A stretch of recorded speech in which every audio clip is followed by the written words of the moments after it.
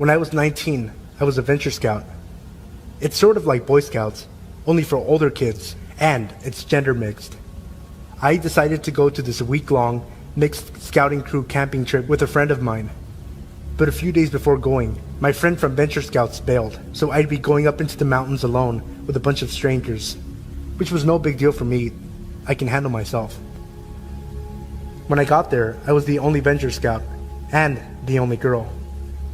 It was a little awkward, but most of the Boy Scouts were pretty nice and easy to get along with. Although they weren't used to camping with a girl, they happily accepted me as just one of the guys. But there was this one guy, Danny. From the first day of camp, he wouldn't take his eyes off me. He'd just stare at me. It was a little uncomfortable, yeah, but I figured he was just socially inept with girls or something, and I tried to pay him no mind. The next day, while we were hiking, we all split off into pairs, and it turned out I was paired with Danny. He looked a little too excited about the idea of hiking with me alone. His eyes always seemed a little too wide, a bit crazy looking, but he was a small guy. Spindly, unkempt hair, a little shorter than I was at 5'7". I figured I'd be able to take him out in a fight if he tried anything, so I didn't raise a fuss about it. Before settling out to the hike, he kept asking me if I needed help putting on my sunscreen. Even though I kept declining, he kept pushing the question and tried to put sunscreen on me until one of the guys told him to cut it out. While we were hiking together, he kept probing me. "How old are you?" he'd ask. 19, almost 20, I'd reply. Don't lie. You must be 14 or something. You're so innocent. Young, innocent girls are always the cutest. He kept asking innocent enough questions, like where I lived, if I had siblings, what my favorite color was, but he then started asking me if I'd ever heard of BDSM. I was taken aback by this and was more than a little uncomfortable, so I'd pretend to not know what he was talking about, all the while trying to give as many cues as possible for him to drop the subject. But he then started going on about what BDSM was, about tying girls up, about hitting them and burning them. At this point, I was freaking out a little bit, but keeping my cool. I didn't want to show him my distress, any chinks in my armor, because I knew he'd probably get off on making me squirm. The only thought I had was, what the fuck? Seriously, what the fuck? Then, he started complimenting my skin. "You don't see a lot of girls with pale skin. Do you use moisturizer?" he'd ask, attempting to touch my hand, but I kept my arms close to me, held fast to my backpack. I was incredibly tense, and every muscle in my body was screaming. I sorely regretted wearing a tank top, as I could feel his eyes on me. He started telling me how pale skin is beautiful, since you can see the rope burns and the bruises better. The way he said it sent chills down my spine, and the anxious knots forming in my stomach grew tighter. He asked if I was a virgin. Then he asked me if I fantasized about rape, and if I'd like to try out rape play. Wide-eyed in disbelief, I turned my gaze away from the dirt path and looked at him. He was smiling, a creepy, childish sort of smile that was just chilling. I kept silent and quickened my pace. He felt too close, far too close. I wanted to run. He could probably see the fear in me at this point. There was no hiding it. But then, I saw that another pair of scouts were ahead of us. I ran to them, telling them that the four of us should group up and go together.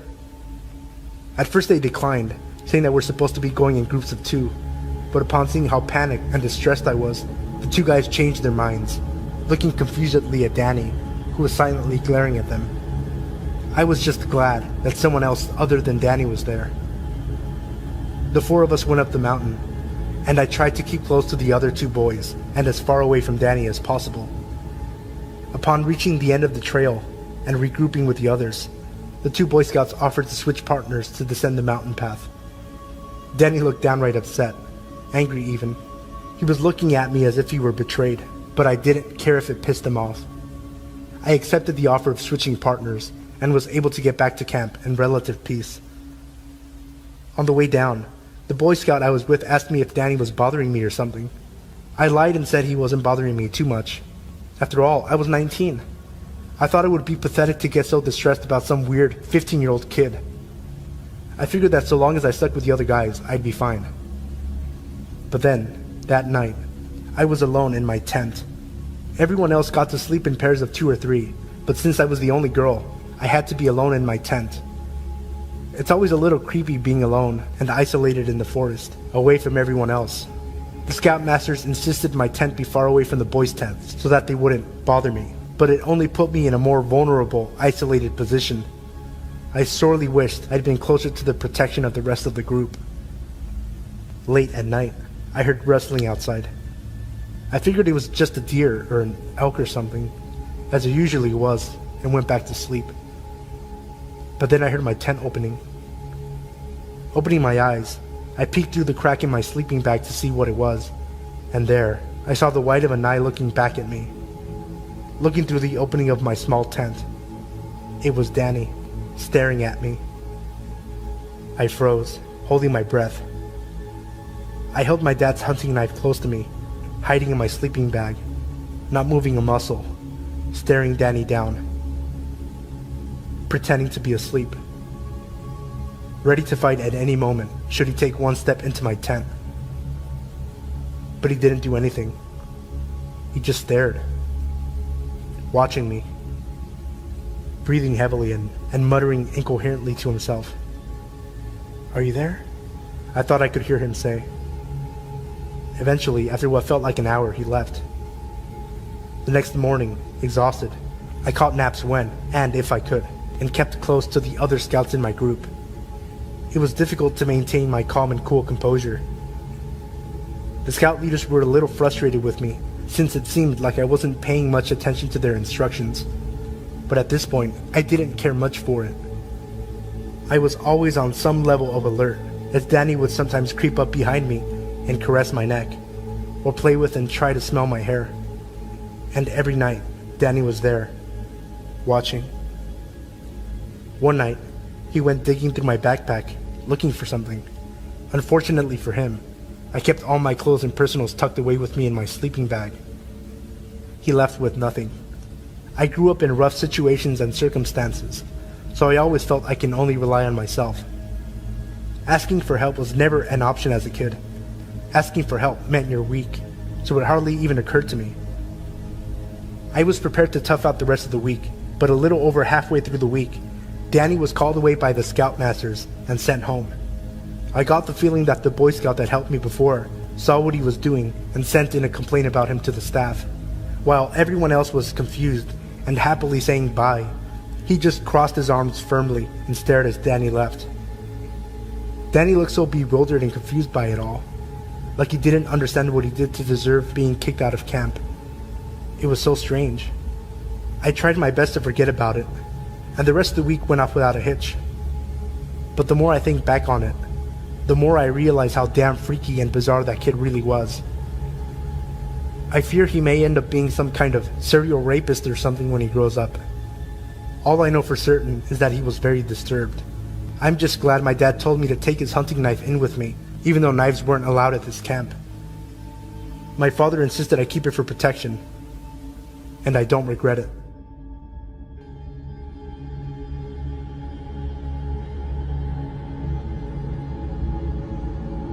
This happened to me a few months ago. I was at the store with my mom. She had to return some things. I can't remember what or why. I was a few feet away from her, looking at the books they had on clearance. A man, who could not have been much older than 50, also began looking at the books on the shelf next to me. Ironically, I'm a really paranoid person, but I didn't worry too much because my mom, and about 20 other people, were only a few feet away from me. I picked up one of the books. I think it was The Maze Runner, but I'm not too sure. And the man proceeded to pluck the book out of my hand. Then he asked me, "Are you buying this for college? Do you go to the university in town?" I told him no, and tried not to look at him. I figured he'd get bored and walk away, but he didn't. Every book I picked up, he picked up. I even tried to walk to the other side of the shelves, but he followed me. I dropped all my books and walked over to the customer service station where my mom was. I told her about him, but she told me to knock it off, that I was just being paranoid. I finally let it go when I saw him walk off toward the clothing sections. While we waited, my mom asked if I could go grab a bottle of aspirin. By now, I figured the guy must have left and went over to the medicine aisle. I walked over to the little 20 items or less register. There was a woman in front of me. Someone had walked up behind me, but I was just trying to focus on buying the aspirin and going back to the service station with my mom. The person behind me began to whistle, so I turned around, and it was the guy from the book aisle. I tried to keep my cool, but my body began to shake, and I broke out into a cold sweat. I kept looking back at him, and he kept smiling at me. The woman in front of me seemed more nervous than I was. She kept looking at him, and then to me. She was finally done checking out, and I started to scoot closer to the register. He also scooted closer, to the point he was almost completely pressed into me. I urged the cashier to hurry and just scan the bottle of aspirin. I snatched my change from her, grabbed my bag, and ran toward the customer service station. My mom was sitting on the bench, waiting for me, and I started crying my eyes out the moment I walked up to her. When I told her what happened, she became angry this time, and started walking towards the register I was at. But he had already left. In a hurry, the cashier told her.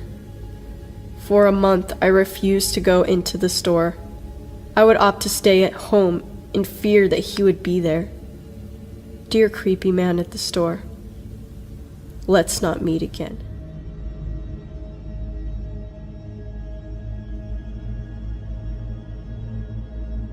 So I used to work in a public library. I absolutely loved my job and all the interesting people who came through. As with any job in public though, you do occasionally get some creeps. One night I was working a close with one other coworker, and this older gentleman comes in. He's probably pushing 60, skinny with stringy hair. He had come from one of our other locations, as we were open later than other branches, to use the computer. I set him up on one, and within minutes he was at the desk, asking to exchange the headphones he'd purchased earlier that day. I obliged without thinking anything of it. As I handed them to him, he grabbed my hand to introduce himself. He told me his name and told me how beautiful he thought I was, and that he'd love to take me out and show me a good time. Mind you, I'm 25 at the time. I politely declined, and he storms back to his computer till closing time, where upon leaving, he mumbles some very choice words under his breath. The next day, I was working again, but setting up for a program in the conference room. One of my good friends who I work with came running in and told me some old dude came barreling through the library, mumbling about the girl with dark hair.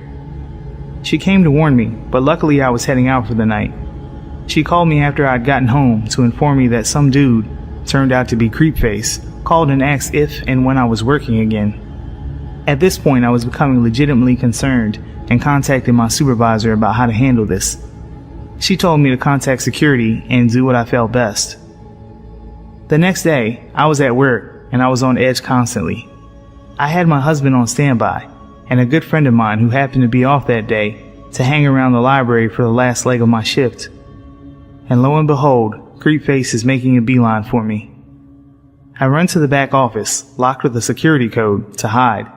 He followed me the whole way, then waited outside the door, preventing me from coming back out front for almost an hour. The maintenance guy comes to the back to check on me, where I start hyperventilating when I heard someone touch the door. I told him the scenario, and he told the dude off and never to come back.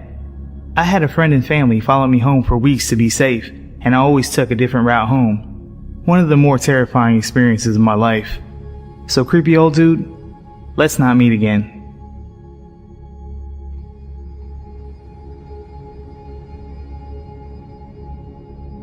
In 2008, I worked at a retail clothing store with my girlfriend Chelsea.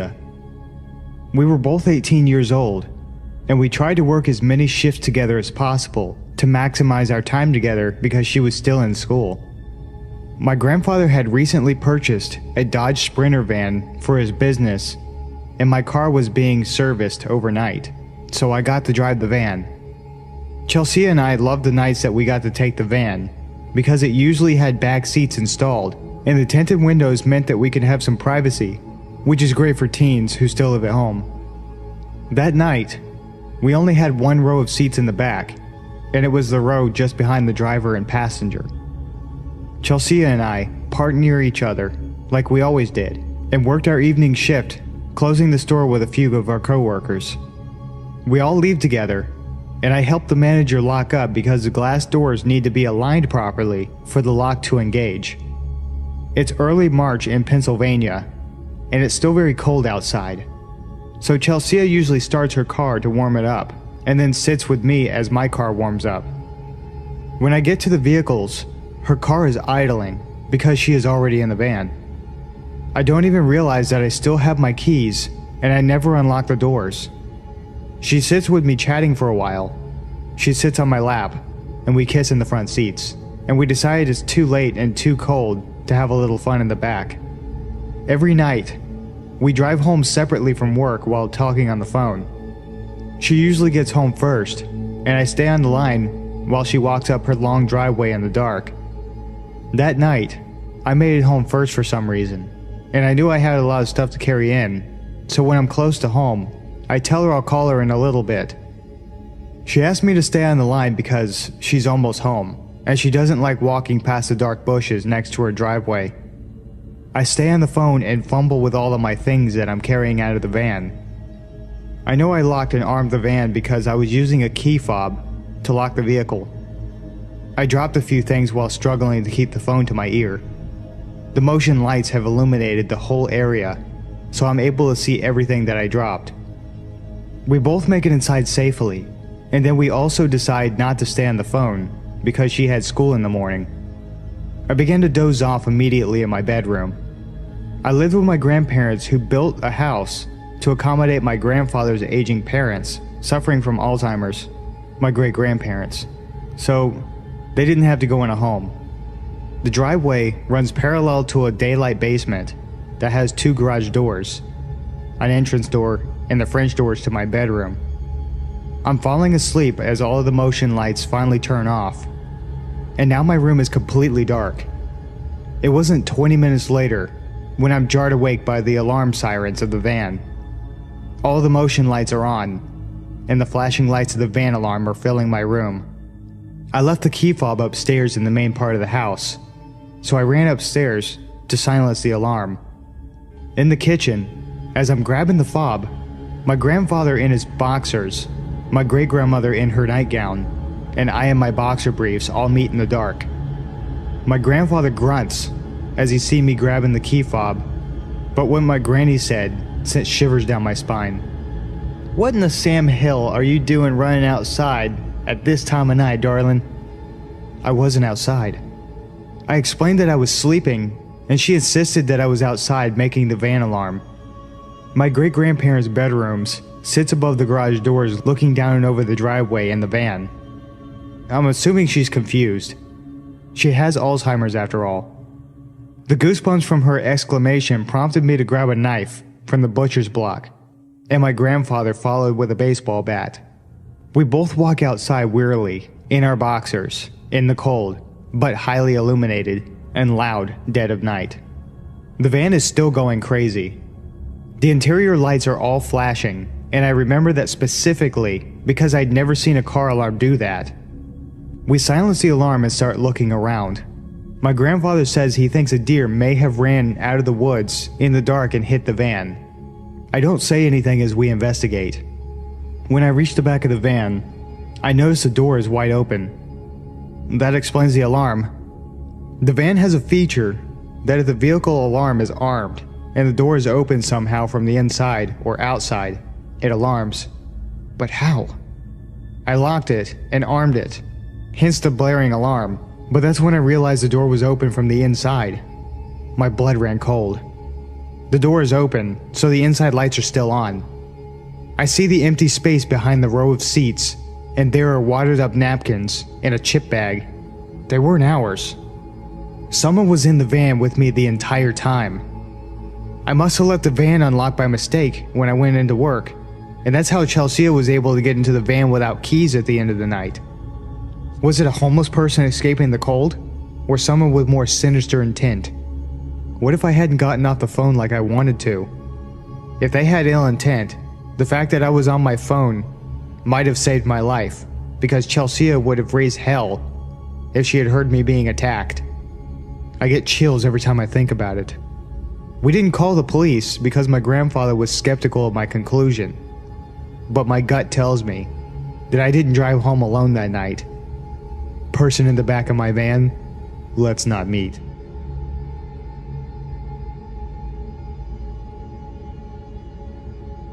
Just the other night, there was a windstorm that blew through my town. The wind was accompanied by a downpour of rain. Having grown up on the coast of Oregon, I'd fallen in love with the sound of rain, especially when it's hitting the cement patio outside my bedroom window. So I had my window open, so I could hear the rain better, and settled into bed, curling up in my blankets and trying to fall asleep. Not long after settling in, I heard what sounded like nails, or claws, scratching at the cement. This wasn't entirely out of place, seeing as I have 2 wolf hybrids who usually sleep out back at night, so I brushed it off and tried to drift off again. Not much later, I hear it again. I opened my eyes and focused on the sound. The more I listened, the more it became obvious that this wasn't Cova or Anya. If they were moving around, I would hear their tags jingling. I would hear the distinct pattern of them walking. But this was as if someone was taking their nails and scratching at the cement. Being too lazy to get up and put pants on to check if the dogs were inside, I texted my stepdad and asked if he'd let the girls out or not. He told me no, that since the wind was blowing so hard and there was so much rain, he brought them inside about an hour ago. I told him about the sound I was hearing, so he got up and grabbed a flashlight. I heard him walk by my bedroom door and open the back door directly outside my window. He came back in and told me he didn't see anything, but if I heard it again to just look outside. So he went back to bed, and I stayed there, listening. It was quiet for a bit, so I figured maybe I was just hearing leaves sliding across the ground. I had finally begun to fall asleep when I heard a hard thud on the outside of my bedroom wall. It startled me and I got up, peeking out of the window to see what the hell it was. There was no way it could have been a raccoon, because since we got our dogs, they haven't bothered coming into our yard. I see something small and black bolt across the yard. That was honestly the last thing I expected to see. I decided to just sit and listen. I wrapped myself up in my blanket and got my phone, texting my friend Justin to tell him about the sound. There's something outside my window, and it just ran into the side of the house. It didn't take long for him to reply, since he had just gotten off work. It's probably just a raccoon or something.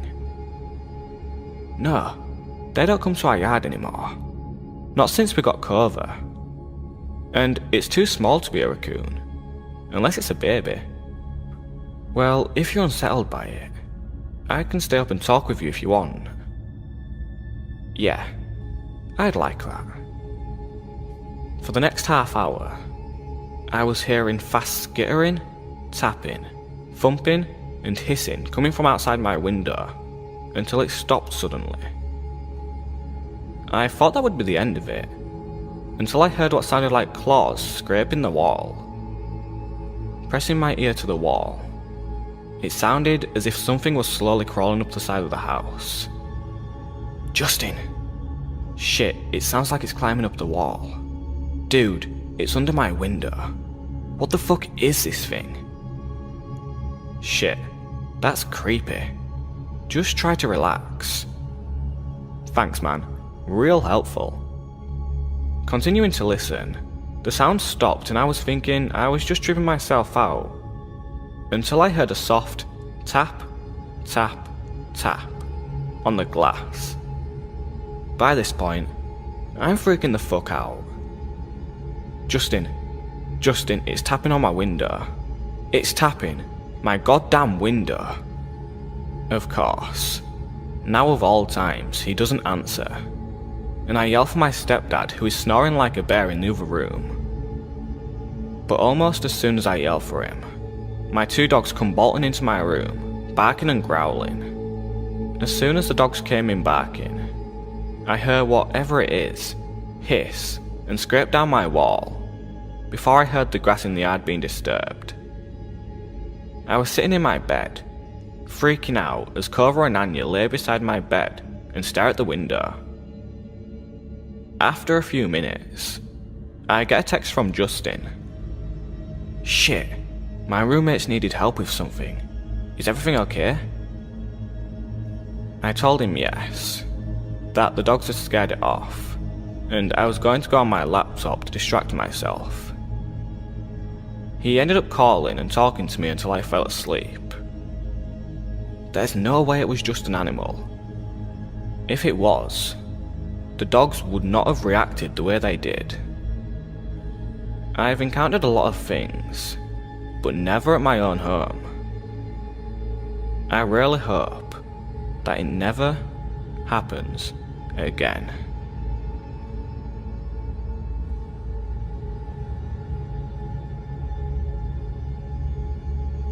When I was a sophomore in college, I lived in a small but beautiful historic studio apartment in a small East Coast city that had somewhat of a reputation for crime/danger. However, the neighborhood I lived in was usually considered one of the good neighborhoods. It was close to the city's university and was mostly students living there, especially on the street my building was on. My building was a huge 4-story townhouse, if you can really call it that. It was really a mansion as a whole, built in 1895. The architecture was really awesome, built-in bookshelves and huge mahogany pocket doors that slid into the walls. Anyway, the building wasn't exactly in mint condition, and my landlord was pretty lazy. He would always come by and check up on things and make promises to get the place fixed up a bit, but never really did. The apartment I was renting was on the first floor, my front door immediately on the left as you walked into the building's door on the street. This door, the building's front door, which from the street opened to a small lobby area with one door in it, mine, and a staircase to the other apartments upstairs, was huge and heavy and was never locked. In fact, you couldn't lock it. So, basically the door to my apartment was open to the street. I asked my landlord countless times to please do something about the front door, but he never did anything. Well, one night I was getting home from work and it was very late, about 3:45 a.m. I worked as a pizza delivery driver at a place that was really open late at night, and I was just sitting on my couch watching a little TV before I went to bed. I had also gotten totally naked, something I truly loved being able to do, considering I lived alone. Anyway, not 10 minutes since I'd gotten home and sat down, I hear 3 slow knocks at my door. I'm thinking, who the fuck would be at my door at this hour? What could they possibly want? Why didn't I hear the building's front door open like I normally do? Young and naive, I was half scared and half intrigued. I put a robe on and slowly crept toward the door, which, by the way, was literally right next to the couch where I was sitting. At this point in time, my door didn't have a peephole, so I kinda had to take a leap of faith and open the door. When I did, a tall, emaciated, middle-aged man stood staring me down with low eyes and a grin. He was wearing all black, many layers, and a big black trench coat. The first thing he said was, "Can I come in?" With the door barely open, I had a deep pit in my stomach and just went, no man, what's up? He just kind of stared into my eyes for a second, clearly disappointed, and then said, I've seen you around. and started to grin again. The pit in my stomach had evolved into a churning sensation, and I was starting to get nauseous. Yeah, I've been watching you, and I like the way you look. He said. So, you gay? Bisexual? I was just like, I don't know, but it's late and I'm going to bed. Bye. He kinda nodded and lingered for a second, as did I, watching to make sure I saw him leave the building. Once he did, I closed the door, locked it, and stood with my hand still on the knob for a good minute at least. After I snapped out of my shock, I ran over to my couch and pushed it up against the door. I ended up sleeping on the couch that night even though it was right there. It just made me feel safer, like I could hear something if it happened. Well, nothing happened that night. It wasn't about until a week later on one of my nights off from work that I was sitting around my apartment, winding down by myself after I had some friends over drinking and smoking a little bit as college kids will do. All of a sudden, I hear a weird rattling noise coming from across the room, so I turned off the music I was playing to find out what it was, coming from none other than my front doorknob. I looked at it for a second and saw that both the knob and the top lock were jiggling. Someone was trying to get in. Like a deer in headlights, I was frozen, staring at the things wiggle and shake until I started to see the top lock actually budge and start to turn. I leapt up from my chair and soared to the door, grabbing tightly on the lock and forcefully twisting it back to being locked. The jiggling of the lock and knob stopped for a second because whoever it was clearly knew now that I knew. It was only a second, though, before they just started struggling again, and I had to use all my might to keep it still. Sweat was dripping down my forehead and my ribcage, and after about 15 seconds of wrestling with the intruder, it suddenly stopped and I heard the building door open and close, and footsteps run down the stairs of the stoop to the sidewalk. Just like I was before, I was paralyzed with my hands at the door for a good while before I realized I was crying and shaking and that I needed to call someone. My instinct was to call the police, but in hindsight, I regret doing this for the following reasons. I was having basically a panic attack while I was on the phone with 911, and I actually threw up during the call, and I think that's when they decided I was just fucked up or something. When the two police got to my apartment, they stood in my doorway as I struggled to recount to them what had happened as I'm shaking and crying. I noticed at one point that they're both smirking and laughing, and I say, What's funny right now? One of them goes, It reeks of marijuana. I was just like, okay, and basically argued with them after that. Long story short, they ended up confiscating a bunch of shit from my apartment and basically turning the whole situation into a little mini drug bust. Although they said they weren't going to charge me with anything, just take my shit. Nothing about this attempted break-in besides keep your door locked. I hate to make this story so long, so I'll try to keep the last part short. Basically, this same scenario happened one more time about 2 weeks from the last time. Only instead of calling the police, I called my dad, who raced down in an hour, 2-hour drive from his house to this place, with a crowbar up his sleeve. Unfortunately, by the time he had gotten there, whoever it was had already left. My dad ended up cussing out my landlord and demanding he get the door fixed and install a new lock and a peephole on my door. He did make this happen within a reasonable amount of time, and I also got one of those bars you wedge between the doorknob and the floor, as well as an aluminum baseball bat to protect myself, so I felt a lot better from then now on. Needless to say though, I ended my lease for that apartment a month early and never moved back to that street.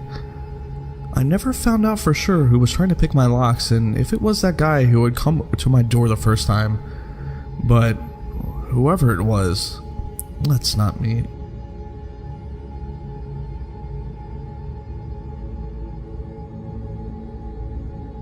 Around March of 2014, I started talking to this girl on Tinder. She seemed cool and fun, and after about a week of talking, she suggested that we meet up in person. She invited me to this cafe shop. I accepted. However, the day of, she started messaging me saying she had to tell me something. Her pictures on her Tinder weren't actually of her, and yes, she was a guy. He claimed he really liked talking to me though, and begged me to still meet up with him. Naturally, I declined. I blocked his profile and continued on with my life. About a week later, I started talking to another girl. Once again, she seemed cool and fun and we hit it off. She asked me if I spoke to people on Tinder frequently, and rather stupidly, I told her about my previous encounter with the man lady. She asked me if I wanted to meet up. I said sure, as long as it was in a public place. We decided on a cafe. The next day, I sat at a table waiting. 5, 10, 15 minutes had passed, and she was nowhere to be found. I then peered out the window and saw from across the street a man staring at me intently. I looked away, waited a few seconds, and looked back. He was still standing there staring. At that point, I left the cafe, got on my bike. I always bike everywhere I go, and booked it home. I was definitely a little freaked out, but tried to pull myself together, and a reason that no one could have followed me. I then deleted my Tinder profile, and things were normal for a few weeks. About 3 weeks later, I started getting phone calls. The numbers all showed up unknown. I picked up the first few times to some guy breathing heavily into the phone. I was already a little freaked out. After about a day, I stopped picking up any calls unless it displayed the caller's name. I then started receiving texts. At first they were pretty harmless, calls for attention and begging me to meet up in person. It then changed to very sexual texts until eventually the messages became threatening, and whoever was messaging me started throwing out my family and friends' names and whereabouts, saying he/she would get them involved unless I answered. Because they were texting me, I could see the displayed number. But when I called phone providers, they told me the number couldn't be traced. It was probably a track phone. Great. I waited about 2 weeks not responding to texts, thinking I shouldn't feed the troll, but eventually it became too much. I started getting upwards of 50 calls and texts a day. I would wake up to 10, 20 texts every morning. I then decided to change my number altogether. The texting and calls stopped for a while, but sure enough, it started happening again. I called my phone provider asking if they gave out numbers at users' requests. They said their policy stated that they wouldn't/couldn't unless a valid identification was provided. Then one day, I tried logging into Facebook, but was denied. Within a day, friends started contacting me asking me what the hell I was doing, saying they were getting terrible messages from my account. In particular, one of my girlfriends was receiving messages about her mom who died years ago.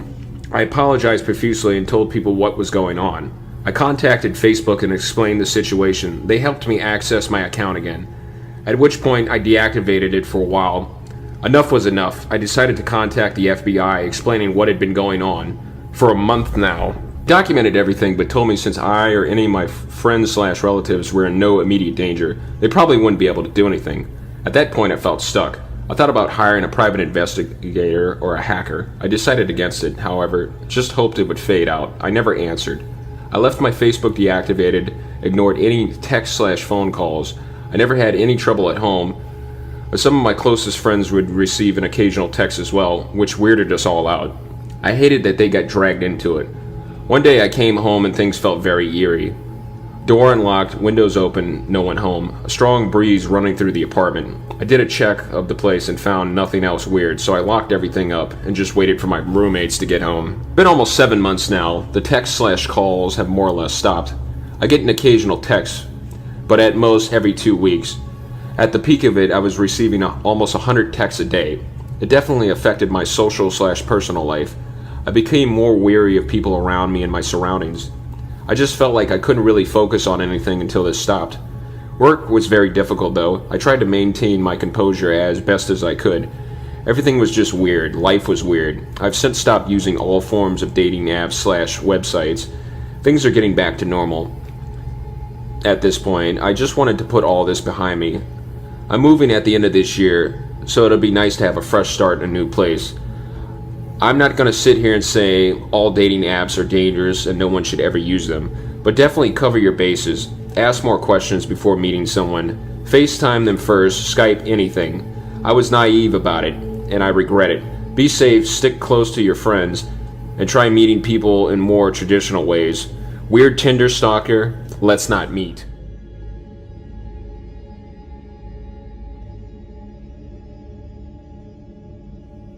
This took place about 3, maybe 4 years ago.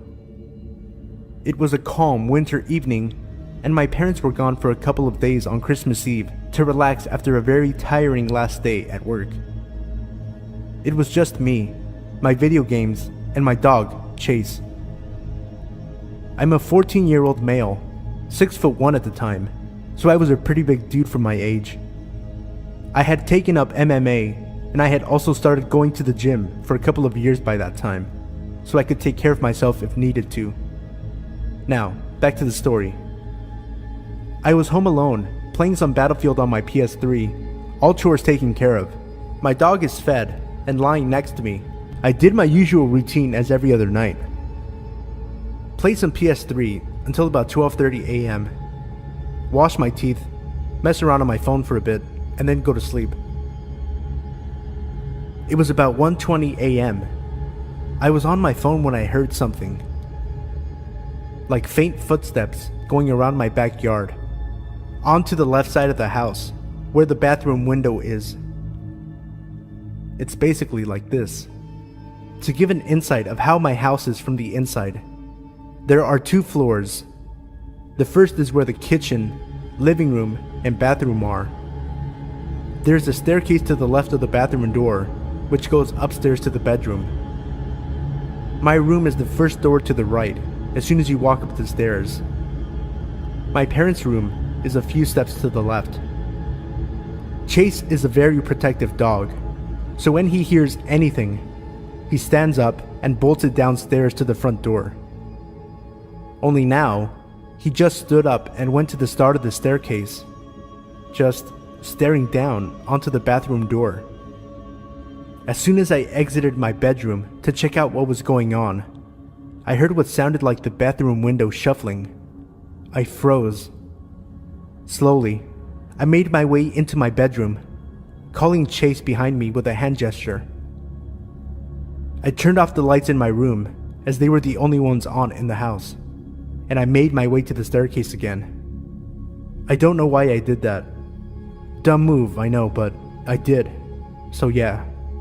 I crouch walked down the stairs, and on the second to last step, the bathroom window opened, with a slight thump as it hit the top of its frame. Right then and there, fight or flight kicked in. If I made a run for it, there was a very high chance he would see me, and I didn't know if he had a gun on him, so I stood there, unarmed, with my only options being whatever I had learned over the course of 5 years of MMA and my dog. I waited for what seemed like a minute, which in real life couldn't have been more than 10 seconds, and then I see him. Black hood on, black skinny jeans, black all-stars, and long, greasy blonde hair. He hadn't seen me yet, but if he turned around, me and Chase were ready for a fight. He turned around, and as soon as his eyes met mine, my fist had already connected with his bottom jaw. I hit him hard enough to hit his head against the wall. He then proceeded to lose consciousness with Chase growling on top of him. After that, I called my mom, and then the cops. The police showed up in 10, maybe 15 minutes, and they arrested the dude. My parents arrived the next day, never to leave me home alone again.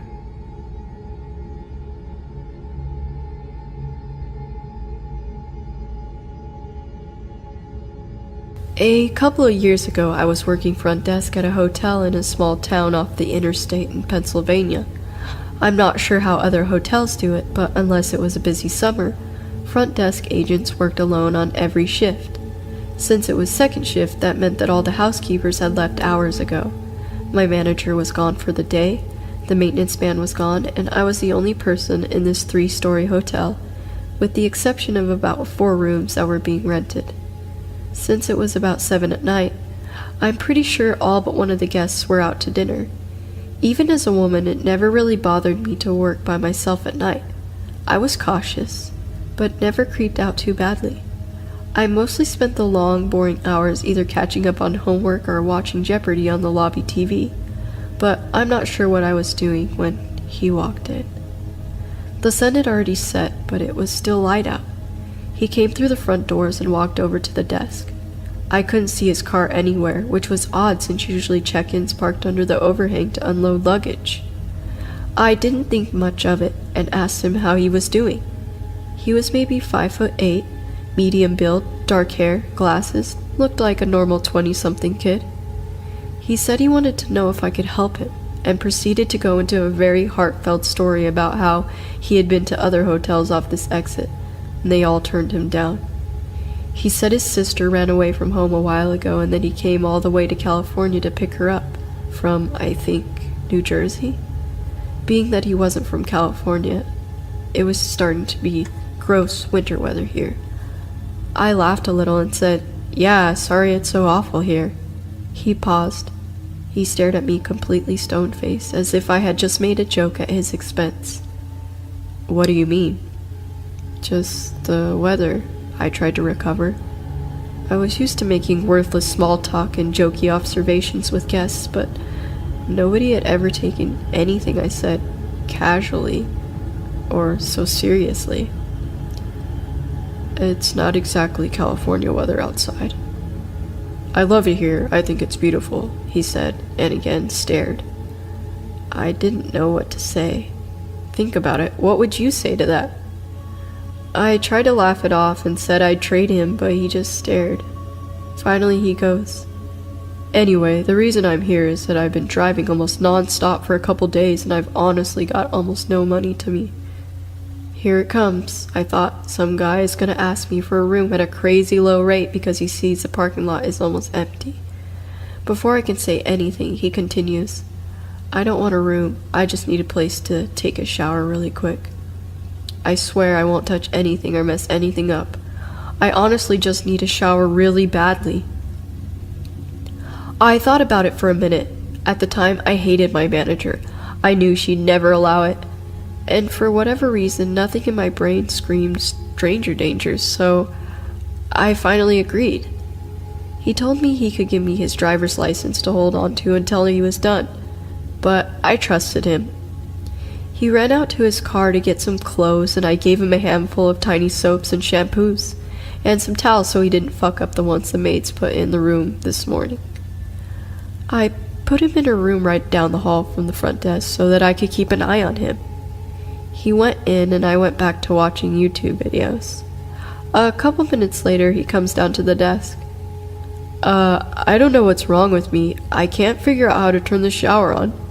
Could you come show me?"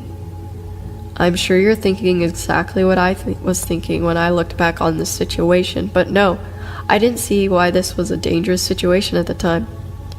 A young woman, alone in a hotel room with a stranger who hasn't left any kind of trail or identification, with no other employees on property, and almost no other guests. Yeah, I'm stupid. I got up and switched the phone lines from switchboard to cordless and took the receiver with me into the back. I grabbed the keys and locked up the front desk area before following him down the hallway to his room.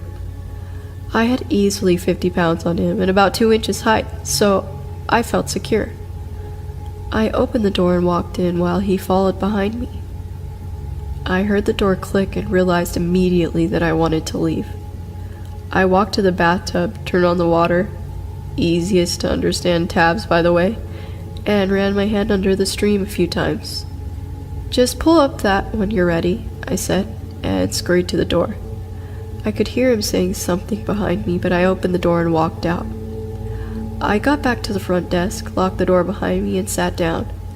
At this point, I was a little shaken at what just happened, but talked myself down by reminding myself that if he was going to rape me, murder me, he would have done so by now. Again, dumb. Finally, he comes down the hallway and hands me the towels and empty bottles of shampoo, body wash. He says he's hungry, so I point to the breakfast area in the lobby and tell him there's some apples and bananas sitting out from breakfast and that he could take some for the road. I remember hinting that I wanted him to leave. He walks a few yards over to the counter and grabs a banana and an apple, then comes back to the front desk. "What did you say your name was again?" Queenie Frostine. I said hesitantly. He could see my name tag. How old are you? 23. Could I ask you a question, Queen Frostine? He seemed so confident, almost robotic, like this was Groundhog Day, and he has relived this uncomfortable, awkward half hour 50 times before, and has no reason to think anything is weird or spooky or inappropriate. I was standing now, and I moved a little farther from the desk, casually putting my back against the wall and adding another foot or so of space between us. Do you have a boyfriend, Queen Frostine? I said I did. He asked me, really? I wasn't lying, but perhaps he thought I was. I wondered. I assured him I did, and he gave me an odd look. The best way to describe it is that he saw something funny in his head and was amused by it, but more amused by the fact that he was the only person who could see it. That's really weird, he continued. Why is that? I asked. He told me it was weird again, and I racked my brain trying to think of what he meant.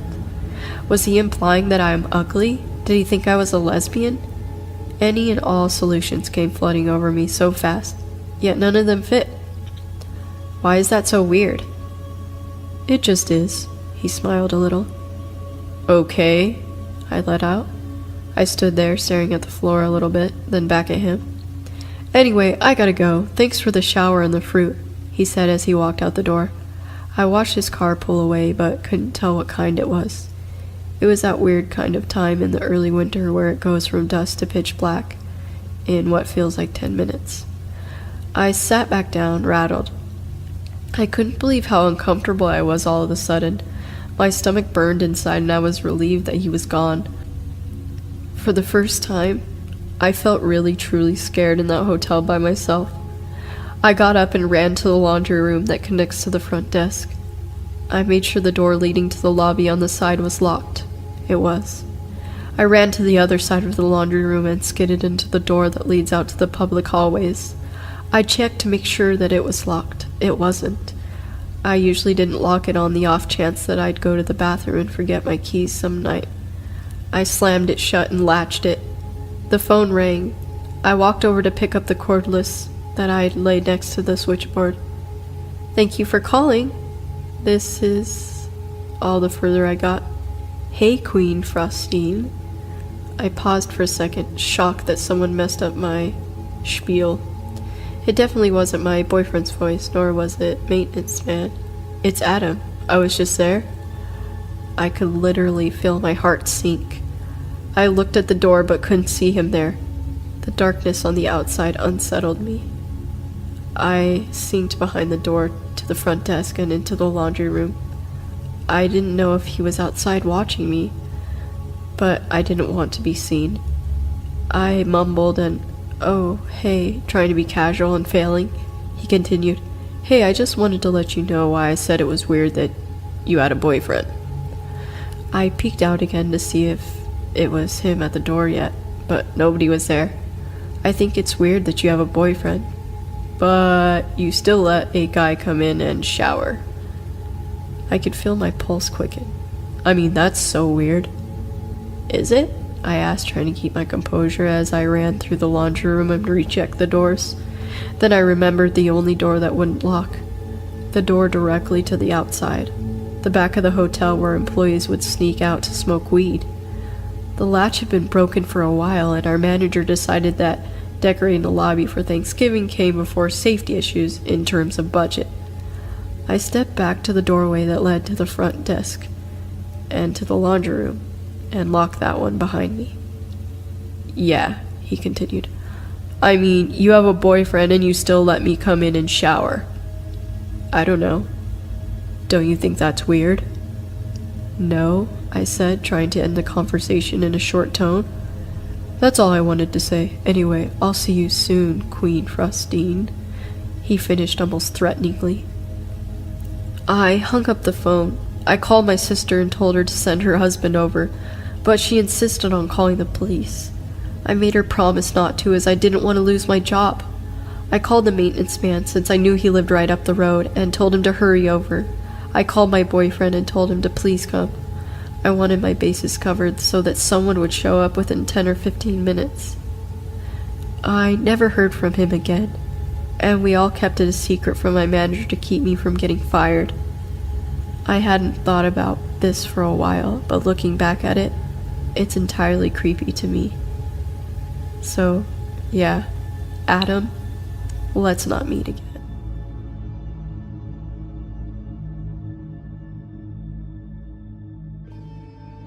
About 3 years ago, I moved into my first apartment. I lived alone on the first floor of a 3-story shotgun house built in the mid-1800s. The house was beautiful, albeit a little creepy due to its age. It was on the nicer end of a rough neighborhood near the university I was attending at the time, and break-ins were pretty common. But I always felt safe because my landlord and his wife lived in the 2 floors right above me. They were in their late 60s, but it felt good to know that I wasn't totally alone. It was the first fall I was living there, and the days were getting shorter. On this particular evening, it was already good and dark outside by 6 p.m. I was in the kitchen making dinner when suddenly the power cut out. I was a little startled, but luckily the flame from the gas range was still going, so I could see well enough to grab my phone to use as a flashlight. Aside from the flame flickering under the pot of soup, the house was pitch dark. I double-checked the light switch in the kitchen, but got nothing.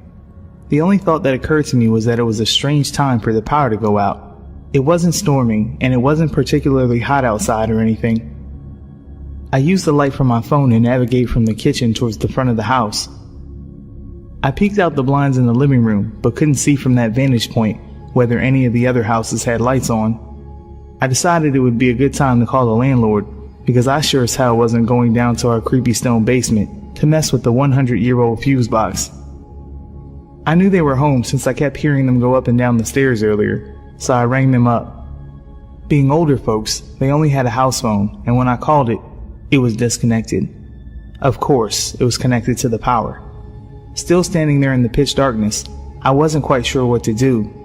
I remembered the burner I left on and was heading back toward the kitchen when I heard their front door slam shut and heavy footsteps in the entryway that separated our apartments. Then I heard 2 men's muffled voices. You know that primal fear people talk about when something bad is about to happen to them? I felt it. Every hair on my body stood up. In half an instant, my heart was in my throat. I stood paralyzed in the doorway to the kitchen. Luckily, I snapped myself out of it and grabbed the closest weapon I could find, a bright pink chef's knife on the kitchen counter. I'm a small woman, and certainly not strong. I had my doubts about whether I could fend off 1 intruder, but 2? I crept as quietly as possible back toward the front door, clutching the knife in one hand and my phone in the other.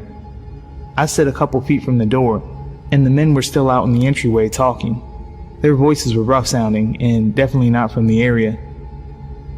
Well, do what you gotta do. I'll be waiting in the van, said one.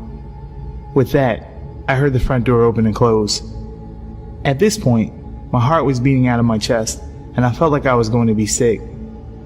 Were they just breaking in, or did they intend to hurt me? Had they already hurt the landlord and his wife?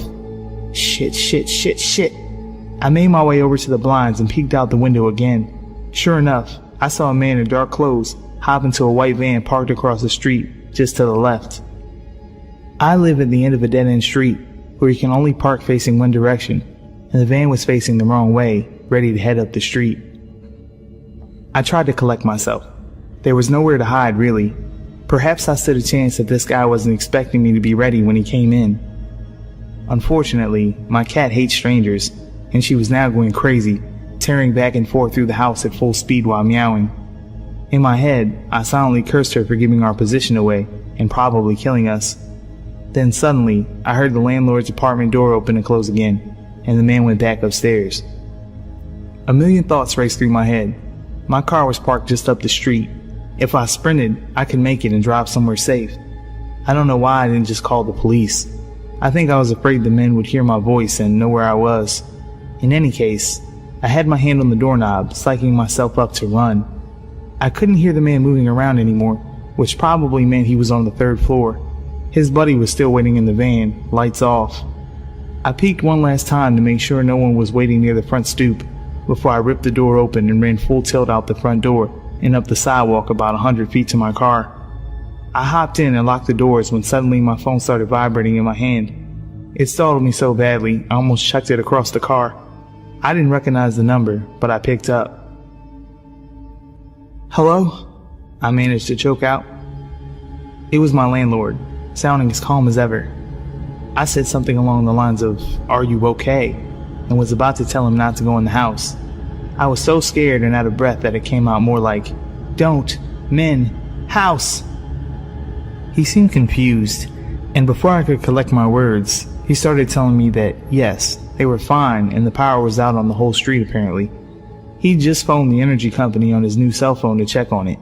I should probably take down the number while he's got me on the line, and he hoped I didn't mind, but some repairmen were at the house to check on the heating and cooling system. They might need access through my apartment to get to the basement. Shame they came by right before the power outage.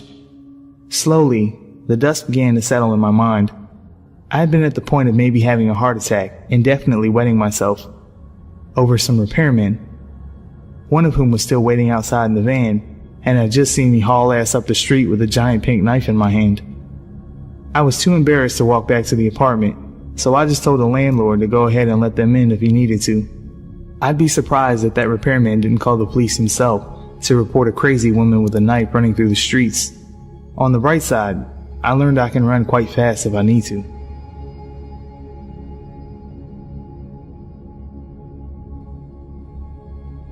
Some information about me is that I am 15 and was at the time of the encounter. I am male. My height is around 185 centimeters and my weight around 75 kilograms. It was this summer that this encounter happened. I was on vacation to my old home from my childhood in Portland. It was a fairly large home with a huge backyard surrounded by a fence. Behind that was a forest.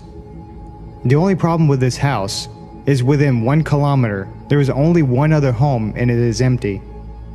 A girl with her parents lived there.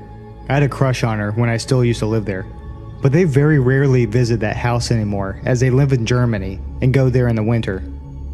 I am 15 at the moment of writing this. I was alone at the house for 2 weeks as my grandfather had to watch over a hotel, and I was used to being alone, traveling across the cities in Portland. I felt kind of lonely at this point, because my German Shepherd passed away 2 years ago, and no one I knew lived within 1 hour of walking time from there. I spent most of my time on my laptop. However, I would occasionally go into the woods and explore, because I used to go there with my grandfather to collect mushrooms. I even went to the woods 3 times that night to watch the wildlife in the forest, as it was very peaceful. It was 5 days before my grandfather would come back. It was 1 a.m., and I was watching television downstairs when I felt like I was hearing something that wasn't in the television. However, every time I turned the volume down, I could hear nothing, so I just thought I was imagining things, as I often thought someone called my name when I wore a headset. After a bit, I just decided to go to bed, and when I suddenly turned off the television, I heard the sound of footsteps for a second before they stopped. I was sure this time I wasn't imagining, and quickly got up from the sofa and headed upstairs, going into my room and locking the door behind me. I was completely quiet and tried to listen if there was any more footsteps, but I didn't hear anything since then. I walked over to the window from where I could see the whole backyard, and as I pulled the curtain, I could see someone standing in a backyard. There was no light to the backyard, so I could barely see him. I pulled out my phone while staring at the figure, quietly calling the police. However, as I started to speak to my phone, I could see the figure quickly rush to the side of the building. Soon after that, I could hear glass break downstairs. I quickly threw my phone on the bed after I told the police where I lived and dragged the desk over to the door of my room. I moved back from the door and grabbed my butterfly knife. I remember how much I was shaking at the time, the knife almost falling out of my hands. I heard footsteps on the lower floor of the house for a few minutes before I heard him going up the stairs. However, whoever that was stopped right before my door and started banging on the door more and more violently. I stayed quiet in the room with my knife still in my hand. Then I heard him speak. "I know you're in there, open up!" I was afraid to do anything, I just stood there, completely frozen from fear. After a bit, I heard the sirens of police and heard the man rush down the stairs and through my backyard, climbing over the fence and disappearing into the woods. I told the police about the whole incident and noticed that the broken window was the only thing destroyed in the house. There was nothing missing from the house. Nothing was even touched except for the window. The police have not found that man that came into my house, and I left Portland early, and I don't think I want to visit that house again.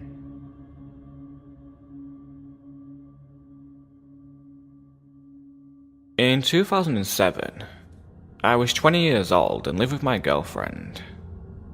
Neither of us had a vehicle at the time, so when we got into an argument one night, I left and started walking the 8 miles to my mum's house to give things a chance to settle down. This was around 1 AM.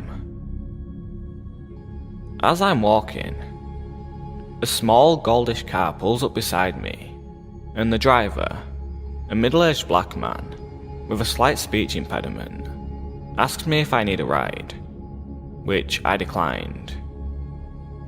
He asked me if I was sure several times, and I said yes, but thanked him, and he drove off. For the next couple of miles, he was idling at every major intersection, sometimes honking his horn at me slightly. Every time I noticed him, I made a conscious effort not to look at him again, or invite any more of his attention. I thought he had got tired of messing with me, until I walked in front of a small used car dealership. I heard someone say, "Hey, come here," from the parking lot. It was him again. I stopped, obviously startled, and he tries to calm me down. "Whoa, chill, dog. Hey man, you sure you don't need a ride? I'm not busy at all, and I really don't mind." I again declined, and he starts asking me questions left and right. I talked to him for a good 45 minutes or so, hoping it'd make him leave me alone before I go on a less busy street. He asked me what my name was several times, as if to check if I gave him a fake one. I did, but I lied consistently. He also kept asking me if I had any weapons on me, or if I was violent. I told him no, which was probably stupid. He then started trying to get me to step closer, so he didn't have to yell to talk to me. No. Finally, I tell him I need to keep walking. He again offers me a ride, is again rejected, and then says, "Look man, I'm really just trying to get some weed." What the fuck? Given his behaviour and the circumstances, that seemed very unlikely. I walked off and crossed the street and zigzagged through some shopping centres to lose him. If I did, it was only temporarily. At this point, I was confused, slightly freaked out, and mildly paranoid. But what happened next really freaked me out. An hour or so later, I was on a quiet street, almost to my mum's house. Psst! I look to my right, and I see a chubby but attractive Hispanic woman smiling really big and waving me in to approach her. She was in a driveway of a yard full of plants, a man-made jungle type thing. Can't see a lot of the yard from the street. She did not live there. Yeah? What's up? I asked her, not moving towards her at all. "Hey baby, wanna come home?" "No thanks," I told her. "Oh, you have a girlfriend?" "I just don't know you," I say, and then continue walking. I honestly thought at the time that this was a setup for a robbery or something, but it appeared she was alone, and there was no one else in the truck. I glanced back towards her, and she's now got her truck door open, like she's going to leave. But the back of her shorts are pulled down, with her ass fully exposed and staring up at the sky like a lunatic. "Are you alright?" I asked. I was genuinely concerned. "Yes, I'm just waiting for someone." Waiting for someone in the sky at 2:30 AM in a stranger's driveway, hidden from the view of a street? Okay, good luck, weirdo. She had to be on something. I kept walking. She backs out of her truck and drives past me. As she does, I see there was someone else in the truck the whole time. Must have been hiding for some reason. It was the black dude from earlier. Staring. Eyes like daggers. No smile, or anything this time. I get chills even now thinking about realizing, for the first time, that this guy really wanted me for something. And I probably almost became a victim of some major crime. Shortly thereafter, I made it to my mum's. 5 freaking years pass. It's 2012. I have a car, but decide to walk to Walmart for dog food. I'm in the same general area, with my iPad mini in my pocket and earbuds. I see a car pull up next to me in the parking lot. "Hey dog, do you know how to get to the Landmark Apartments?" I recognized him immediately, even after 5 years. He looks like a skinnier version of Fleece Johnson from MSNBC's Lockup. I am almost positive he didn't recognize me, or remember our previous encounter. I take out my iPad, connect to Wi-Fi, and try to look up this apartment complex. It did not exist. He volunteers that his name is Carlton. I start telling him where he might want to check, but he's not interested, and starts asking me questions. Again, asked my name several times, asked if I'm armed or violent, asked me to step closer so he doesn't have to yell. How often does this guy do this shit, for fuck's sake? "You going to Walmart? I can take you there." "No thanks, guy." He keeps trying to get me into the car and asking if I have weapons. Finally, I make it clear I'm not going near him. He starts to pull off and then stops immediately. "Look man, to be honest with you, I'm just trying to find some weed." Okay, no. Screw this. I jog to Walmart, send an MMS message to my girlfriend of his car and license plate in case I turned up dead somehow, and haven't seen him since. If he was doing this kind of thing for at least 5 years, he had to have been successful at some point. I personally hope that he was just gay and horny, but he gave off a serial killer vibe.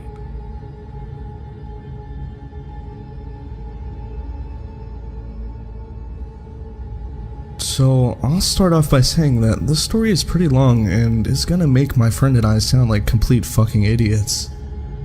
This is because, well, we are. We completely ignored everything we've been told about stranger danger and basic safety because, hey, we are both 20-year-old college dudes. I also am not the best writer, so bear with me. This happened last Sunday. So, my parents are pretty well off and love to travel to exotic destinations. They planned a trip to St. Lucia and extended an invitation to my sister, her boyfriend, and my friend Vince and I. St. Lucia is a small mountainous island near the coast of Venezuela. It's significantly underdeveloped nation with an all-cash economy where few taxes are collected and spent for the good of the commons. Violent crime on the island is not unheard of.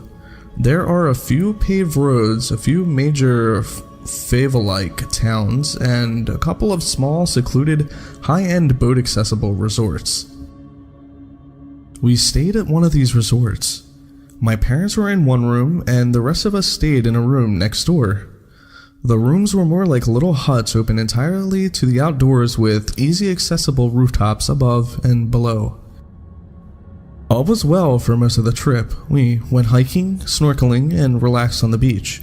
As much as my friend and I enjoyed it, this resort was meant for honeymooners, not for college kids looking to have a wild time. One night, Vince and I were up drinking late at the bar, which was not extremely lively as usual, and we get to talking with the bartender, Gustavo.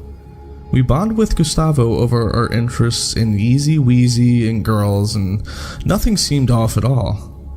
We asked him if he knew any clubs or where to go to have a good time in town. He told us about how we really had to leave the resort to experience St. Lucia as we expected. He offered to take us to his place sometime to show us the good time we'd been looking for. He then showed us a picture of his house. This should have been the first red flag, but we were drinking and had no reason not to trust our new friend. Gustavo had a massive house for St. Lucian standards, complete with a huge flat-screen TV, pool table, bar, and a Camaro. We'd been around the island a bit at this point and had not seen a house or car half as nice as his. We told him we'd be interested, but would have to let him know when we could go later. The next day, we get a text from Gustavo midday saying that a boat was at the dock to pick us up. This was strange to Vince and I since we didn't really agree upon a time.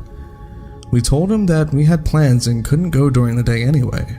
This seemed to piss him off just a little bit. The next day, whenever Vince and I would see Gustavo at the resort, he lacked enthusiasm and ignored us as we said hello to him. The following day, however, Gustavo was off work and texting us like we were best friends again. He asked us if we could come to his place and told us he was making pizza, had girls lined up, and some of that good. Knowing that my parents would never let me do something so risky, we told him that we would go out after 10 because my parents were most likely going to be asleep at that point. He agreed, but was kind of annoyed and made it sound like we owed him and better not bail again. On a side note, I've never done coke, but my friend Vince has. I was slightly worried, but I figured I'd just say no, like Dare taught me or whatever, and still could have a good time. Besides, we couldn't really bail on him twice. As 10 o'clock rolled around, my parents had gone to sleep, my sister and her boyfriend had gone elsewhere, and Vincent and I had finished up pre-gaming at the bar near the dock until it closed for the night. It started getting very dark, and soon Vincent and I were about the only ones down at the dimly lit beach area. This is when things really started to get sketchy. Around 10:15, we get a call from Gustavo saying something along the lines of, "The plans have changed. The boat taxi is no longer being arranged through the resort. My guy is coming to pick you guys up. The fare is going to be a little more expensive now, around $100 plus tip. He's nice, but he has a little temper, and he's in a hurry, so don't piss him off. Look for the green and yellow boat and just get in." The unfamiliar flat and low tone of his voice that he used sent chills down my spine, and suddenly we knew we were in serious trouble. We only had $140 on us together and immediately agreed that we would wait for the boat, give him the cash, and say we couldn't go anymore. A few minutes later, we got another call saying, "My guy is going to be a little late. He has some drop-offs to make, but if you're not gonna dock when he gets there, he will be knocking on room 17. Don't make him knock." Room 17 is the room my parents are staying in. Vincent is about to throw up at this point. Trying to calm down, I suggest that we hide our phones and wallets nearby just in case they try to mug us. There was nobody but us at the beach at this point. I could barely make out some small boats far out in the bay, but they hadn't moved in a while. We were standing on a small rock peninsula at the side of a cliff surrounded by black water with a single dim lamp overhead. We cannot run and we cannot hide. My parents and my sister and her boyfriend may be in serious danger if we do. 11:30 p.m., we get another call from Gustavo. There will be 3 boats coming. Just get in. This is now obviously fucked. We are fucked. We are so fucked. Why the fuck are there 3 boats? Vincent and I are pretty skinny guys. There's no way we could fight more than one person. It's the perfect kidnapping, I thought to myself. Vince and I are weak young adults who come from apparent well-off families, who didn't tell anyone where they were going or what they were doing. Gustavo knew all of these things and obviously had the resources and connections to pull abduction off, or worse. I spot what appears to be a security guard making rounds down the beach a ways and immediately walk as fast as I can to him with Vincent. I explained, without using Gustavo's name, that we were supposed to be picked up by 3 boats and we feel extremely uncomfortable after recent events and just want to pay the boat captain and leave. My hope was that if we did get kidnapped, at least one person would know where the fuck we went or what happened to us. He assured us that no boats come around this time of night and we shouldn't wait too much longer. We walk not 100 feet before we get the single most chilling text I've ever read. Did you just talk to the security? Vince and I both froze and stared at each other for a few seconds. We decided to reply and said we were just chatting with him and heading back and that we can't go anymore because it's too late. He quickly replied, "Don't worry, haha." We replied, "Seriously, don't send the boats, we're not going anymore." Once again, his response was, "Don't worry, haha," followed by another "Don't worry, haha," and that was the last we heard of him. I've seen this shit in the movies. Coke dealers don't usually treat rats very nicely. Maybe Gustavo knew that I didn't use his name, and maybe that's why we were able to get out of that mess. Was the security guard in on it, or were we being watched the whole time? I will never know. Not knowing what to do, Vincent and I started climbing the few hundred stairs up to the mountain, back to our room with purpose. It was dark now, with the only occasional dim lamp along the way. Every single sound, every single movement in the surrounding jungle scared the living shit out of us. I've never felt this afraid in my entire life. We get back to the room, lock the door, and I go out to the patio silently watch the climbable roofs like a fucking hawk. Vincent swears that he saw hands on the edge of the roof, but they were gone when I pointed my phone's flashlight at them. For the next 2 hours, I sat there, head on a swivel, ready to fucking scream to wake up my family and fight for my life. While freaking the fuck out, I saw a meteor burn up in the clear night sky, which was easily the highlight of my night. So that was pretty cool, I guess. Eventually, we figured it was over and went to bed. Relieved to wake up in the morning without my throat slit, I relaxed a bit. Luckily, we were checking out of the hotel at 11, so we wouldn't have to run into Gustavo again. Before leaving the resort, Vincent and I wandered down to the beach to kill some time. That's when 2 large native men that didn't appear to work at the resort approached us. The larger one said, Hey, are you the guys that were supposed to be on the boat last night? You know, Gustavo? I replied, no, trying my best to sound confused. How much longer are you guys staying? He asked. We're leaving in an hour, I replied. He looked at me with an "I know you're lying to me" face, held out his fist, grinned and said with a low voice, Safe trip home. I bumped his fist and walked away, trying to stay cool. It felt like everyone who worked at the resort was looking at us and whispering about us for the next hour. I just wanted to get the fuck out. I didn't feel safe until we made it to the hour drive to the airport and got through security. Gustavo and your friends? Let's not meet again.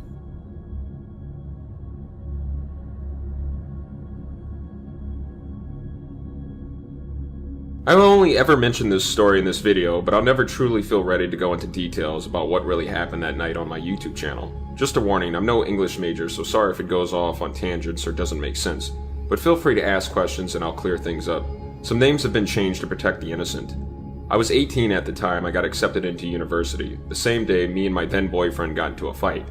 I decided to have a few drinks with my cousin Becky, her boyfriend whom she had a child with, Eugene, his housemate, Ken, and the neighbor Hadley. Sounds like a safe scenario, right? Wrong. Around that night, we were all playing drinking games, and I thought I was having a ball in my best t-shirt without my boyfriend. This only being the second night I'd gone out since I'd moved out of my family's because of issues and only went to school, work, sports, school clubs, and the first night was going to my cousin's birthday. I noticed Ken kept staring at me the whole night, but I never tried anything, and Becky told me to stay away from him because he would sleep with anyone, including Hadley. I wasn't going to sleep with him because of a disagreement with my boyfriend. It got late. Becky asked if I wanted to stay at Dad's house while she was away or sleep in the spare room. I told her I felt a lot safer if I slept in the same room with her and Eugene, since I always got a creepy vibe in the spare room since it was small, cold, and cramped. My half-sister used to have the house before my cousin got it, and it used to be my half-sister's room. That was also where I watched The Exorcist. I didn't feel safe sleeping alone in my dad's house. Ken and Hadley slept on the couch. I noticed Ken kept following me around all night, making derogatory remarks. Later on in the night, Ken started licking and sucking on my feet and toes, and tries to move up. I'm paralyzed with fear because I only had one incident where I had almost gotten raped. Again, the first time I thought it was a safe environment with family. He tries to move up my leg. I pretend I'm trying to toss and turn and cover up my zipper of my pants. But he forcefully and quietly moves my hand away and goes back to sucking and licking on my feet, eventually goes back to Hadley. I hear her giggling. Prepare myself for the worst and think if he comes back in here, I'll wake up my cousin. Of course he comes back in. I nudge and shove and shake my cousin's arm quietly, fearing Ken would do something violent if he found out. Turned out to be Eugene's. He grabs my hand, I squeeze it tightly, once again tossing and turning so Ken doesn't travel any further up my feet. Eugene apologizes when Ken leaves and tells him he didn't do anything and feels guilty. Maybe it was because Ken was bigger than him and he was under the influence of drugs. I didn't know he did crystal meth until later, but Eugene says he'll say something if he came back in. Yep, and he did. Eugene asks, "What the fuck are you doing in my room?"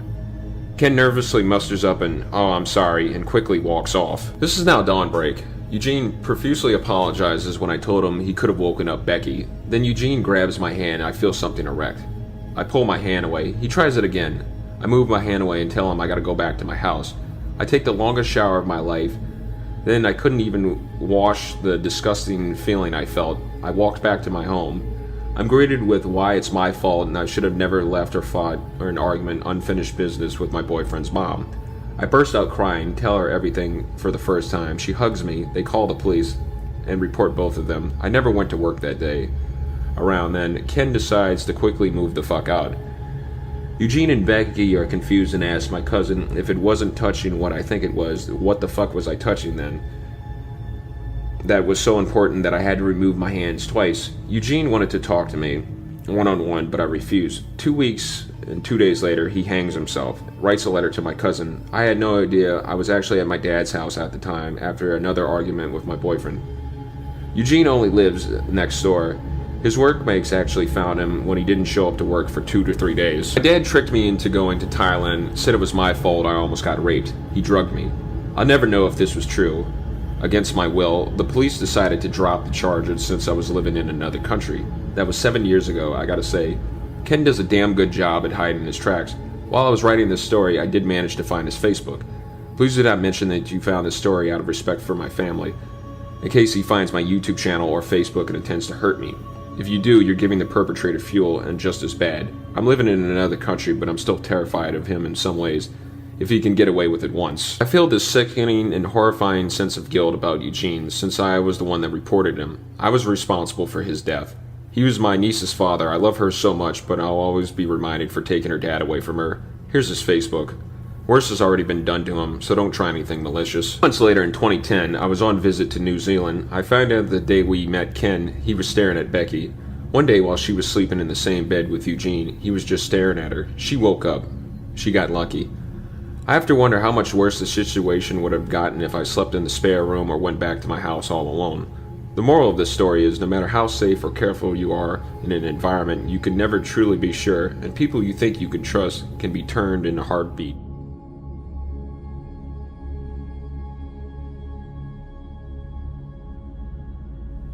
I was seeing this guy Jack for a couple of months. and when I broke it off, I thought he was okay with it. He took it well, said he'd see me around, and we went our separate ways. I lived on a dead-end street at the very end of the street. I had huge windows and knew my neighbors' cars, and I knew Jack's car. About a week after we broke up, I started to see Jack drive by my apartment and quickly pull into the back parking lot that went the whole block, parallel to the street. Sometimes I would walk outside and see his car parked at the end of the street. I once circled the block and came up to his car and asked, "What the fuck are you doing here?" His response was something along the lines of, "Just seeing if you were home." "Okay, you fucking weirdo." I went back inside. At first I let it go. I was a full-time student and worked full-time, so I hardly had time to placate a man I wasn't interested in anymore. Not to mention I was young, 19, and I for sure didn't believe or think anything bad could happen to me. After a couple of weeks, it got a little creepy, and I would find things on my car or in my mailbox from Jack. Stuffed animals, candy with notes like, "Please don't leave me," or "I'll wait." Nothing too crazy or anything that scared me. He was a good-looking guy, had a good job, and took care of himself. How dangerous could he be? Jack started showing up at my school's gym and cafeteria. He didn't go to the college, and as far as I knew, had no reason to be there. He would just watch me, and a few times, he tried to corner me to talk to me or give me a hug. This is where I started to get a little freaked. I finally went to the cops because I was just tired of him always being around. Plus, I had started seeing a new guy, and it was always awkward for me to see Jack when I was holding hands with the new guy. He hadn't actually done anything illegal, but I lived alone, and far from any good friends or family at the time, so I was a little nervous. After I went to the police, he completely changed. He would drive up and down for hours around my block. I would see him at the grocery store or the local ice cream shop, like he knew my schedule. One day, I left to go for a run like I usually do. I always went around the same time in the late afternoon and always the same route. The neighborhood I lived in connected to the Horsemen's Association. They were allowed to have horses in the city proper, so, conveniently, there was a well-maintained path for them to use to get to the forest preserve. From the start of the trail in my neighborhood to the parking lot/trailhead was about 2 miles. It went through empty fields and retention ponds. No houses or other people, but that never bothered me.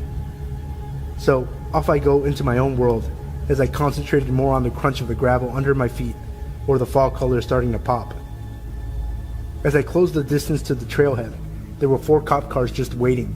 Weird for where I lived. Very low crime and a quiet part of town. A cop stops me and asks my name. I give it and he asks me to come with them. Now I am freaked. I was shitting bricks. Finally, we get to the station and they explain everything. Jack had been picked up for loitering and suspicious behavior. I happened to live across the street from the police chief of the town, whose house sided up to the entrance of that running path. He knew about Jack, as I had mentioned about a month before, that someone kept coming by and hanging about. The police had noticed Jack's car earlier in the day, and when Jack spent hours hanging around, he got suspicious. He had Jack tracked down and asked him questions. He admitted to letting them search his car.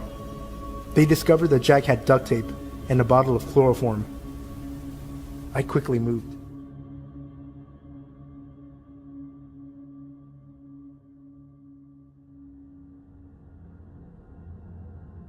This happened about a year ago in Seattle. I was managing a coffee shop just down the road from my apartment. An easy 15-minute walk most mornings, which I appreciated since I like to sleep in as much as I can. I had done this walk many times, leave at 5:45 and get to the cafe at 6 a.m. But what happened this morning would shake my comfort about early mornings, my neighborhood, and my city.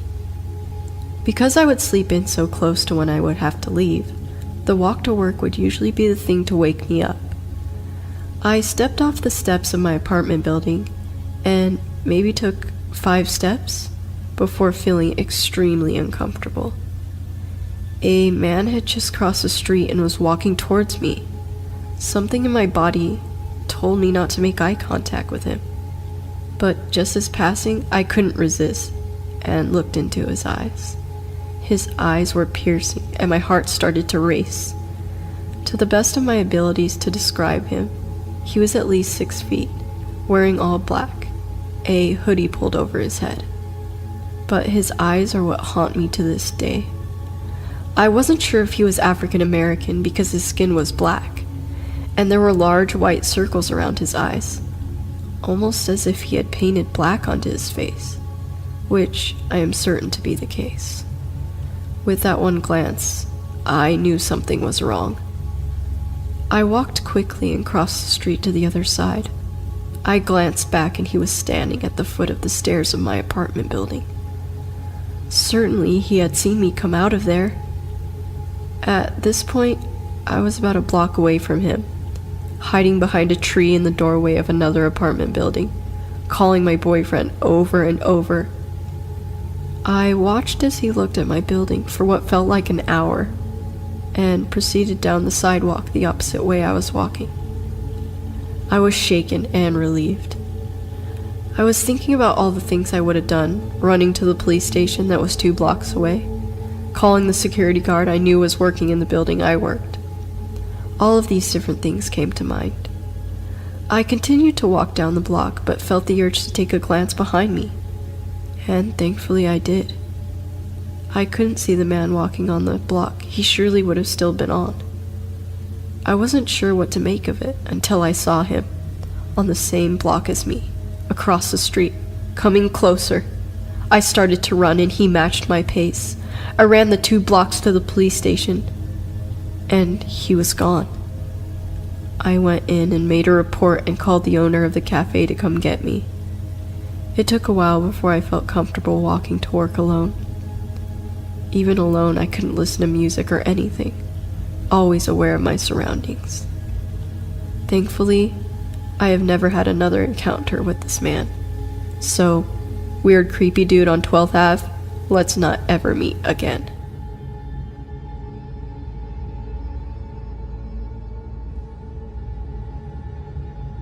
I've posted this story on Ask Reddit, but came across this sub and thought it would fit in. In my childhood neighborhood, my neighborhood's pool was larger than the other surrounding neighborhoods, so people often visited ours instead. When I was 8, I went to the pool with my sisters on the first day of summer, as I always did. When the lifeguards kicked all the kids out for the adult swim, I sat down on a pool chair next to my sisters. This guy, probably between 11 and 13, laid down on the chair next to me and said, "You're beautiful. Will you go out with me?" My sisters thought it was funny and teased me about it, so I just kind of laughed, but it made me uncomfortable. I was really shy back then, so I wrapped my body up in the towel I brought to cover my body, which he was staring at very openly.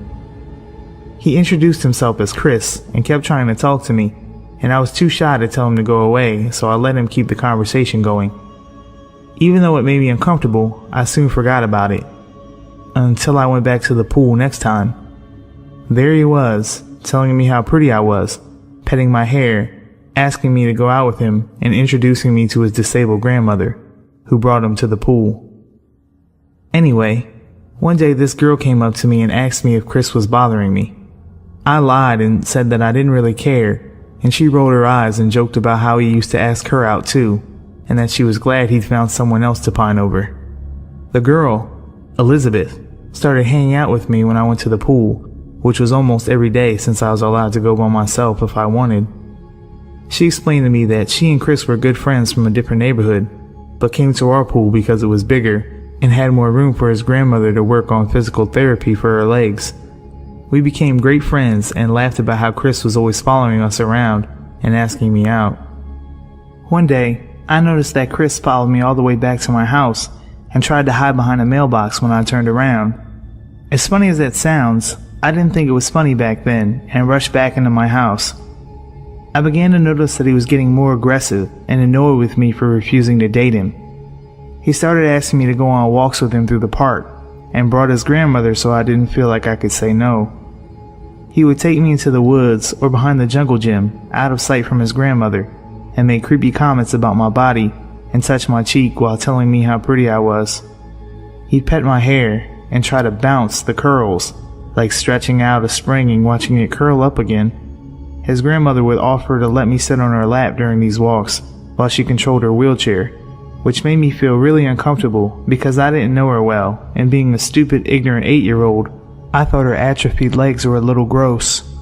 He continued to follow me home, even when I took shortcuts through the woods or the long way that led in circles. His presence began to make me nervous because I wasn't sure what would happen if I continued to turn him down. I started avoiding the pool when his grandmother's handicap van was there, but I'm pretty sure he just fixed that by showing up later than usual, so I'd already be there when he arrived. All of my friends, including Elizabeth, thought it was so funny, so I never told them I didn't want to go to the pool anymore and never brought it up to my sisters or parents. So if someone asked me to go with them, I'd just go and hope he wasn't there. Finally, during the last week the pool was open, I went to the bathroom. The bathrooms are a bit off to the side of the pool and closed off with a large heavy metal door, so kids don't sneak in and vandalize it at night. The second I entered, the door shut behind me and the lights turned off. Then I heard Chris say, "I'm not letting you out until you agree to go out with me," and he locked the door. The bathroom was cold and pitch black, and I was terrified of the dark at the time. The tile was that disgusting, slimy, wet feeling that tile gets when it's wet, with bits of dirt and sand on it, which is why I never liked going in there in the first place. It also smelled like chlorine and a typical subpar public restroom, stuff of nightmares for an 8-year-old. I started banging on the door and screaming for help, but nobody could hear me because of the really heavy door in the location. But then some angry soccer mom started screaming at me to stop pranking her and how much trouble I was in. Turns out that she'd been locked in there too and was mad that while she was peeing, the lights turned off. She called for help with her phone and I was eventually let out of the bathroom.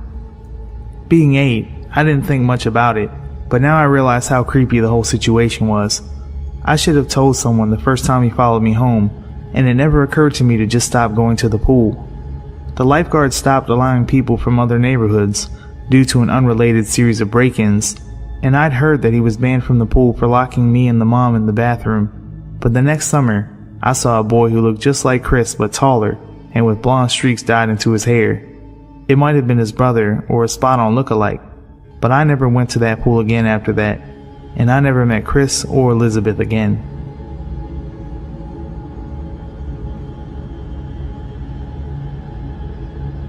Some background info. I attended a private high school, but our tuition did not cover the school trips and the like. This incident took place during the summer of my junior year, during the last few months of school. During high school, I was part of the Language National Honor Society, a club that will only let you in if you have an A and are overall level 3. 3 years of language study in a non-English language. Mine was Japanese. I had taken several classes over the summer and tested from level 2 to level 4. I was ecstatic to join the club and do all the activities advertised, including traveling to our respective countries of study. That meant if I kept my grades up, I would be able to travel to Japan just over summer for a home stay. Part of the way us students raised money for our trips was to recycle all of the school's recycling and turn it in for a collective fund. Again, private high school. I guess we just did things differently. Anyway, the jobs for recycling were divided between the students who sorted the recycling and dug through the trash at school, and ones who drove the bags of bottles to the local recycling center. I was in the latter group, since my family owned a Suburban, which could fit most of the bags in one trip, with all the other seats down. So during late April, early June, I was signed up to take the bags. My mom offered to drive, since she wanted to use the truck to go shopping later in the day. It was surprisingly hot for the west side of Oregon. I was dressed in jean short shorts and a t-shirt and sneakers. No way I was going to wear flip-flops at the center, even with the heat. Old soda feels disgusting as it dries between your toes, trust me. At this time, my mom and I were not in a good spot in our relationship. We butted heads over every little thing, including recycling. She couldn't understand why I insisted on going to the recycling center early in the week. It was wasting time because she needed to buy something for one of my siblings' school projects. If you want, you can just drop me off. I'll grab a soda or something and text you when I'm done or walk home, I said, annoyed. She sighed. I'll wait around for a bit. When we reached the center, which was connected to a QFC, she parked one row from the entrance and I hopped out, dragging 3 huge bags with me. I returned to the car to grab the second batch when I felt it. That tingle go up your spine when someone is watching you. I frowned and then looked around. There was no one around really, except for an elderly looking old man sitting in his car in the row behind us. He was looking right at me. I did a quick check to make sure there was no soda streak on my bare legs. Shit, there's a hole in my shorts. Jerk. So go ahead and laugh at the dumb teenager with bright pink panties. He wasn't laughing, but I was more embarrassed by the staring than creeped out. With a huff and a grumble, I dragged the remaining bags to the recycling center. It's a small open room that you can see into from the parking lot. Recycling machines lined the walls, and I got to work. A few minutes pass, and I get a text from my mom. I'm going ahead to the mall. Text me when you're on your way home. I don't want you waiting around for me to pick you up. Great, I text back. A few more minutes later, and I hear a car pulling up into the parking spot right in front of the recycling center opening. I look up as a reflex, and I felt my heart sink.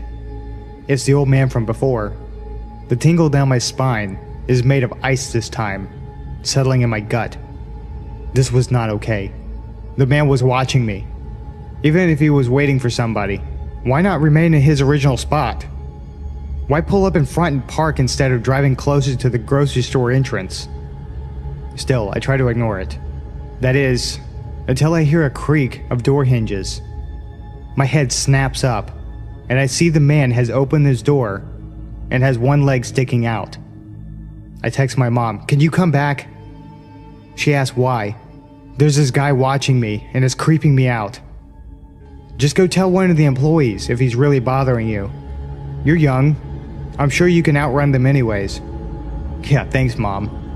The man hasn't gotten out of his car yet. He's just sitting there, watching me.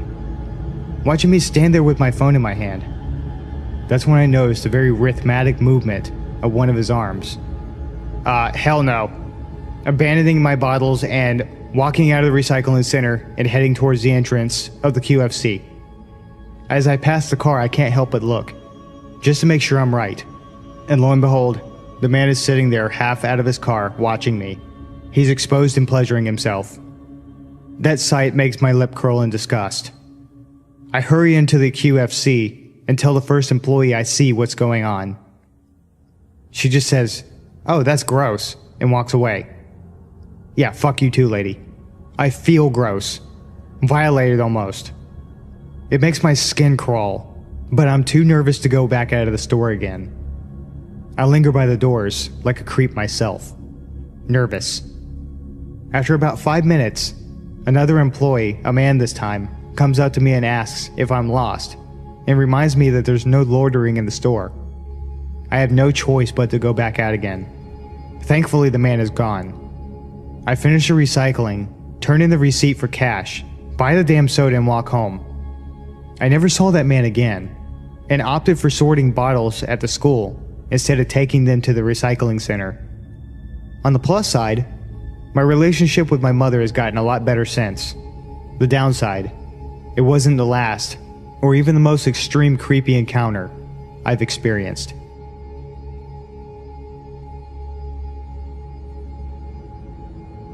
When I was a sophomore in college, I lived in a small but beautiful historic studio apartment in a small East Coast city that had somewhat of a good reputation for crime or danger.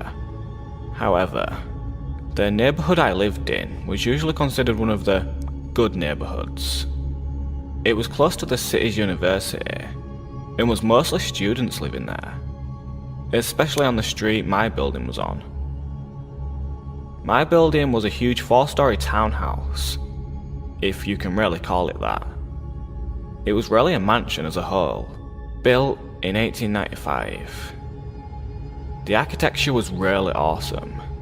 Built-in bookshelves and huge mahogany pocket doors that slid into the walls. Anyway, the building wasn't exactly in mint condition, and my landlord was pretty lazy. He would always come by and check up on things, and make promises to get stuff fixed, but never really got around to doing much of anything. The apartment I was renting was on the first floor.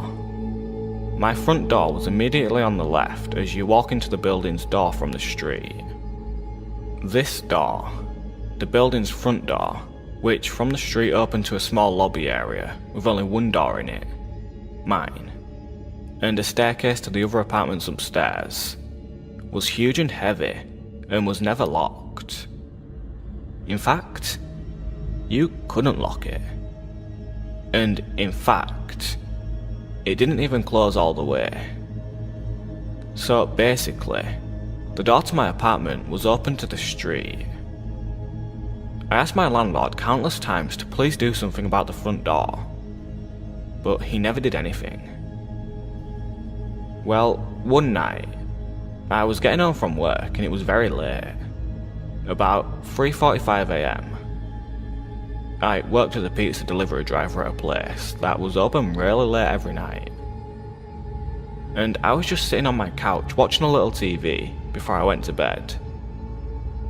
I'd also gotten totally naked, something I truly loved being able to do, considering I lived alone. Haha. Anyway, not even 10 minutes since I'd gotten home and sat down, I heard 3 slow knocks at my door. I'm thinking, who the fuck would be at my door at this hour? What could they possibly want? Why didn't I hear the building's front door open like I normally do? Young and naive, I was half scared and half intrigued. I put a robe on and slowly crept towards the door, which, by the way, was literally right next to the couch where I was sitting. At this point in time, my door didn't have a peephole, so I just had to kind of take a leap of faith and open the door. When I did, a tall, emaciated, middle-aged man stood staring down at me, with low eyes and a grin. He was wearing all black, many layers, and a big black trench coat. The first thing he said was, "Can I come in?"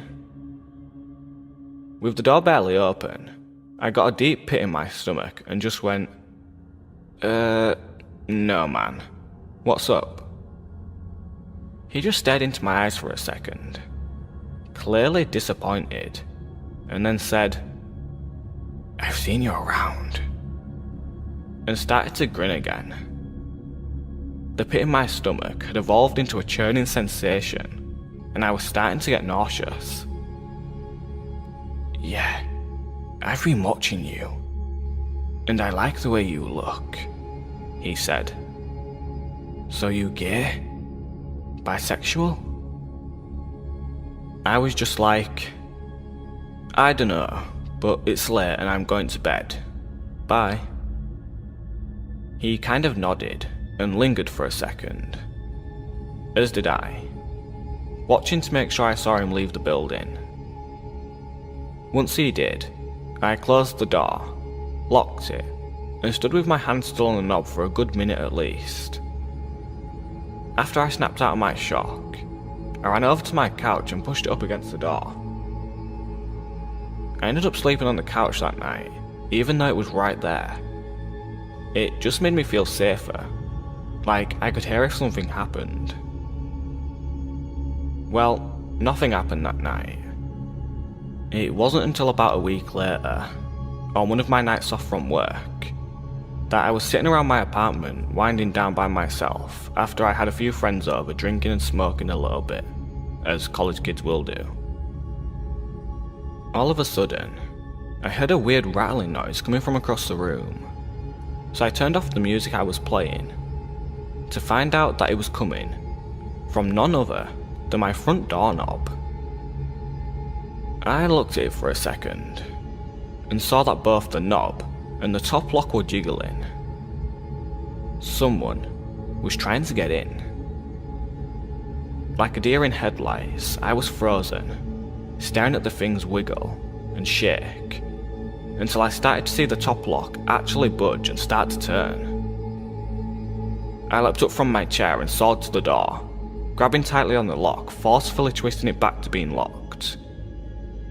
The jiggling of the lock and knob stopped for a second, because whoever it was clearly knew that I knew.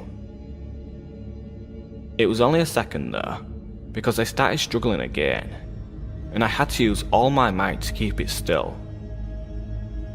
Sweat was dripping down my forehead and my ribcage, and after about 15 seconds of wrestling with this intruder, it suddenly stopped, and I heard the building door open and close, and footsteps run down the stairs of the stoop to the sidewalk. Just like I was before, I was paralysed with my hands at the door for a good while before I realised I was crying and shaking and that I needed to call someone. My instinct was to call the police. In hindsight, I regret this for the following reasons. I was basically having a panic attack while I was on the phone with 911 and actually threw up during the call. And I think that's when they decided I was just fucked up or something. When the two police got to my apartment, they stood in my doorway as I struggled to recount to them what had happened, as I'm shaking and crying. I noticed at one point that they're both smirking and laughing, and I say, "What's funny right now?" One of them goes, "It reeks of marijuana." I was just like, okay. And basically argued with them after that. Long story short, they ended up confiscating a bunch of shit from my apartment and basically turning the whole situation into a little mini drug bust. Although they say they weren't going to charge me with anything. Just take my shit. Nothing about this attempted break-in besides, keep your door locked. I was devastated and felt so helpless. I hate to make this story so long, so I'll try to keep the last part short. Basically, this same scenario happened one more time about 2 weeks from the last time. Only, instead of calling the police, I called my dad, who raced down in an hour, which is a 2-hour drive from his house to this place. And he had a crowbar up his sleeve, haha. Unfortunately, by the time he had gotten there, whoever it was had already left. They didn't struggle very hard this time. My dad ended up cussing out my landlord and demanding he get the door fixed and install a new lock and a peephole on my door. He did make this happen within a reasonable amount of time. And I also got one of those bars you wedge between the doorknob and the floor, as well as an aluminium baseball bat to protect myself with, so I felt a lot better from then on. Needless to say though, I ended my lease for that apartment a month early and never moved back to that street. I never found out for sure who was trying to pick my locks, and if it was the guy who had come to my door the first time. But whoever it was, let's not meet.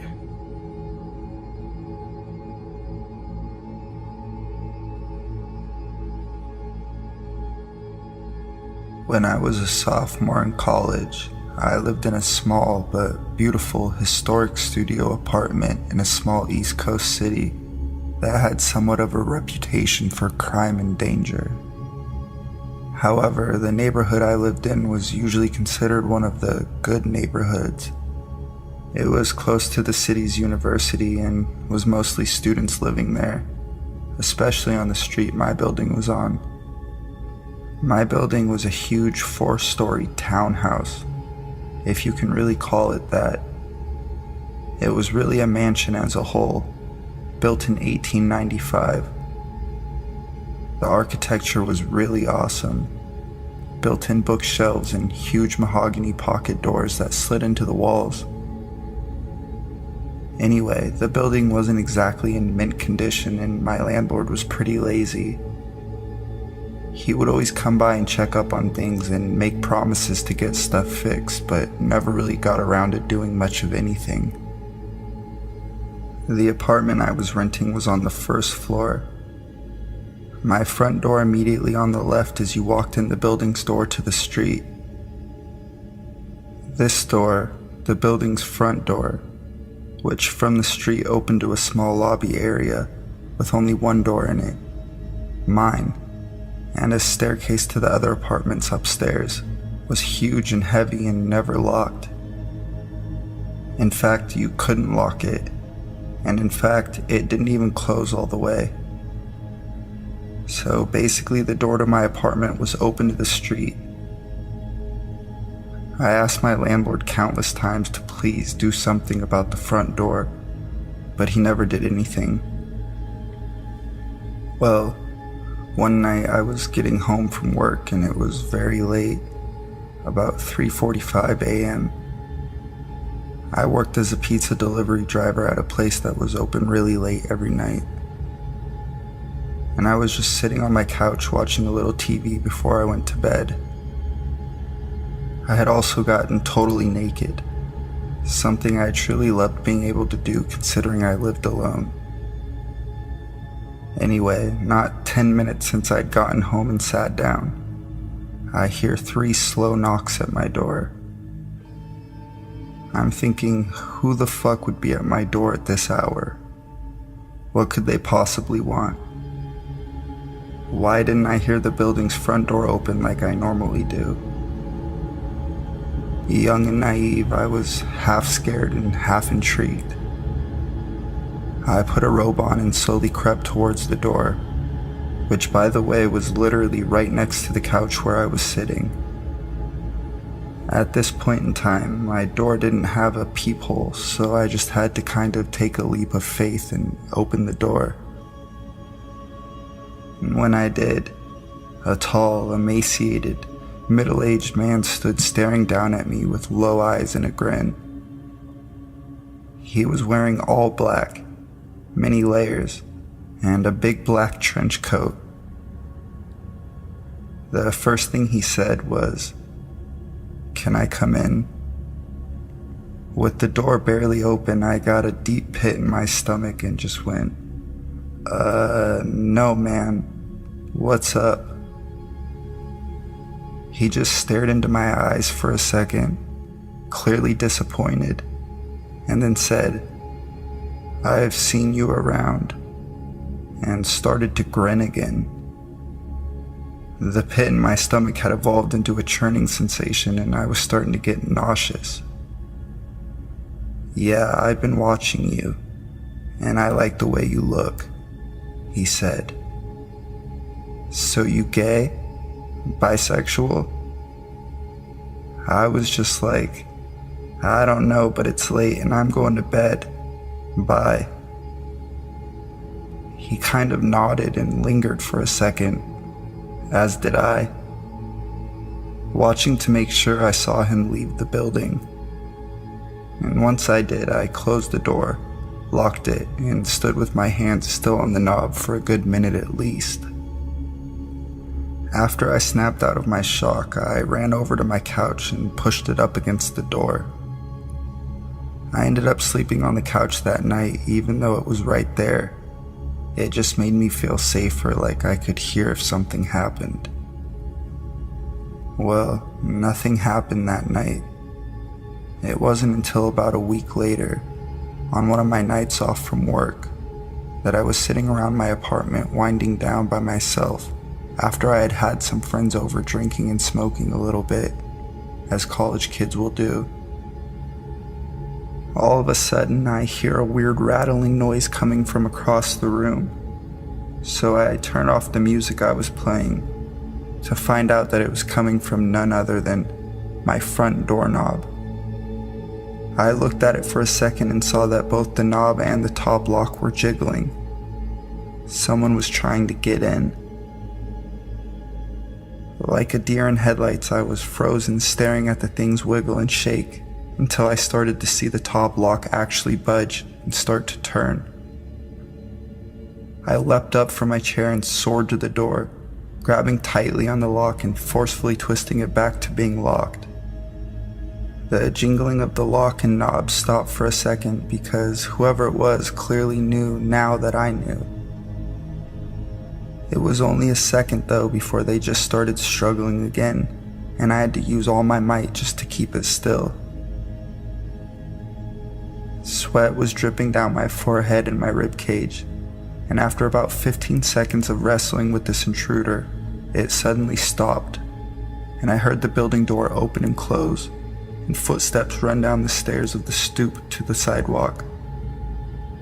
Just like I was before, I was paralyzed with my hands on the door for a good while before I realized I was crying and shaking and that I needed to call someone.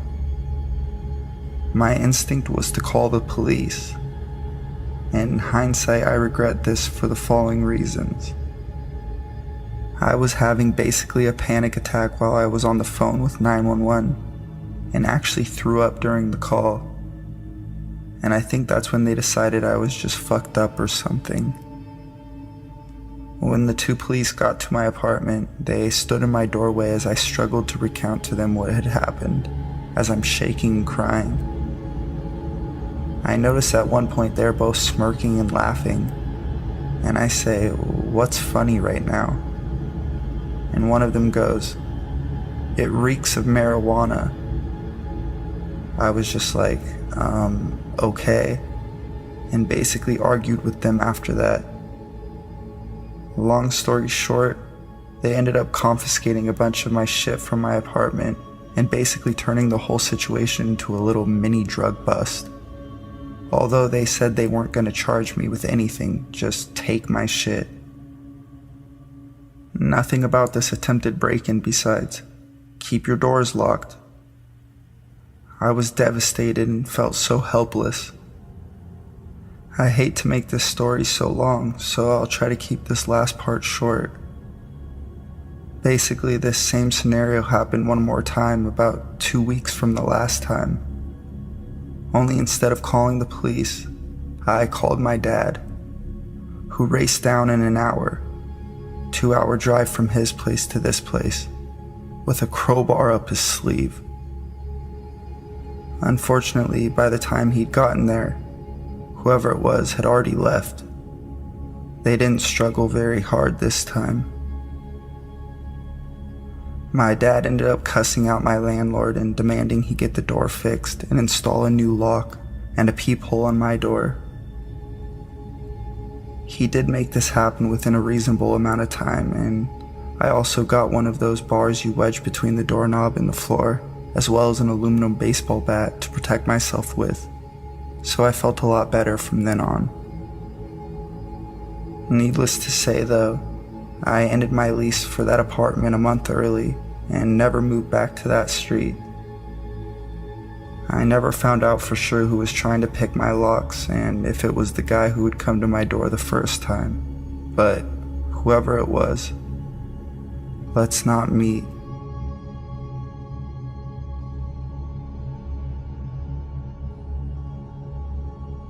This took place several years ago, when I was 18, freshly enrolled in college. I grew up in an extremely strict household, Asian female by the way. My parents set my curfew at 8 p.m. I wasn't allowed to drive at night or go to parties, etc., all because my family was convinced that all of these situations led to rape. Anyway, you could see how I once moved out of the house, I was relished in my opportunity to exercise my new freedom and independence. One night around 11 p.m. I got super hungry and had a real craving for Arby's roast beef sandwich. My roommate was tired and didn't want to go with me, so I hopped in my car and decided to go make a quick trip by myself. To get to Arby's, I had to take a stretch of the road that was really secluded and not well lit, of course at the time of night. There were barely any cars on the road. At the stoplight just a few blocks away from the Arby's, I was the third car waiting at the red light. Car A was very front, car B was behind it, and I was behind car B. There was a last car, car C, that's behind me. All of a sudden, I guess he must have thought that the light turned, but is still red. The car in front of me stepped on the gas and lurched forward, tapping into the back of the car in front of him. The two drivers immediately got out and started looking at the damage.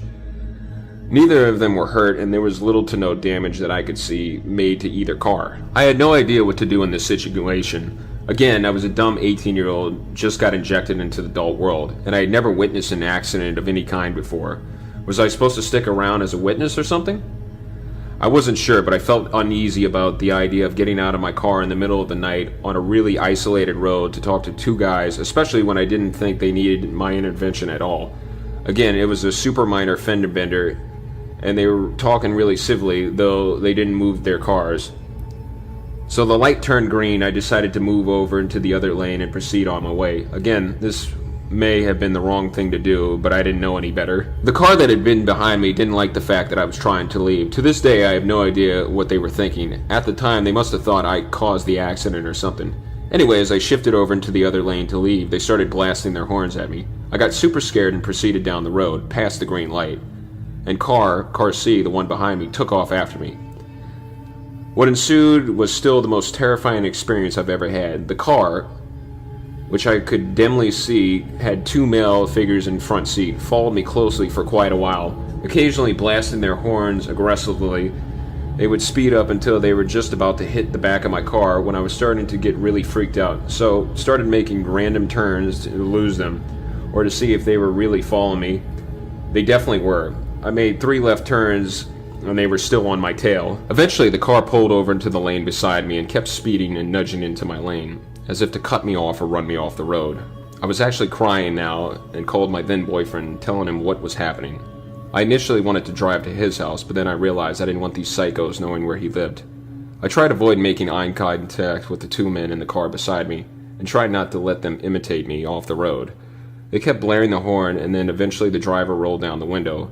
I was too scared to talk to him, but I could hear what he screamed clearly through my window, which had a slight gap in the top that never sealed up.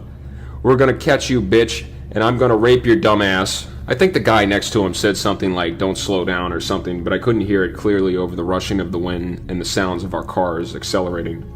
My boyfriend heard them shouting over the phone and directed me to the nearest police station, which was about 8 minutes away from where I was. It was actually hard for him to find the police station to give me any directions to it because he had no idea where I was. 2 guys kept shouting things at me, but I didn't know what else was said. I was too busy blubbering to my boyfriend. Maybe it was really hard to remember what went on in those moments. Physically, I was speeding so fast to try to get away from those guys. At this point, I was just hoping a cop would stop me. There were no cars on any of the roads we went down, and it just made everything worse. And then my phone battery decided it was time to die. I seriously thought it was one of those horror stories my parents had always told me about. Eventually, I finally saw the police station my boyfriend had given me directions to. Almost drove past it. Turned into the parking lot. The car followed me and the passenger door actually opened before the car even stopped. But I think they noticed where we were and drove out of there fast. I sat in my car too terrified to get out because I thought moving would provoke them into coming back. Literally 60 seconds later, my boyfriend pulled into the parking lot next to my car and climbed out with a baseball bat. He held me for a little while, and then a cop who was pulling into the lot or something coming out of the building approached us and asked if everything was okay. Turns out that the car had tailed me fit the description of a car that had apparently scared a girl so badly. Same type of thing. Late night, empty road, lone driver, super aggressive driving, and screaming. That she had crashed her car into a tree divider trying to get away from those guys. Neither she or I got the license plate. Though, and to this day, I don't know if they ever caught those guys. I don't know what kind of human being gets their kicks out of terrorizing female drivers late at night on the road, but whoever they were, fuck those guys. I hope someone somewhere managed to put a stop to them.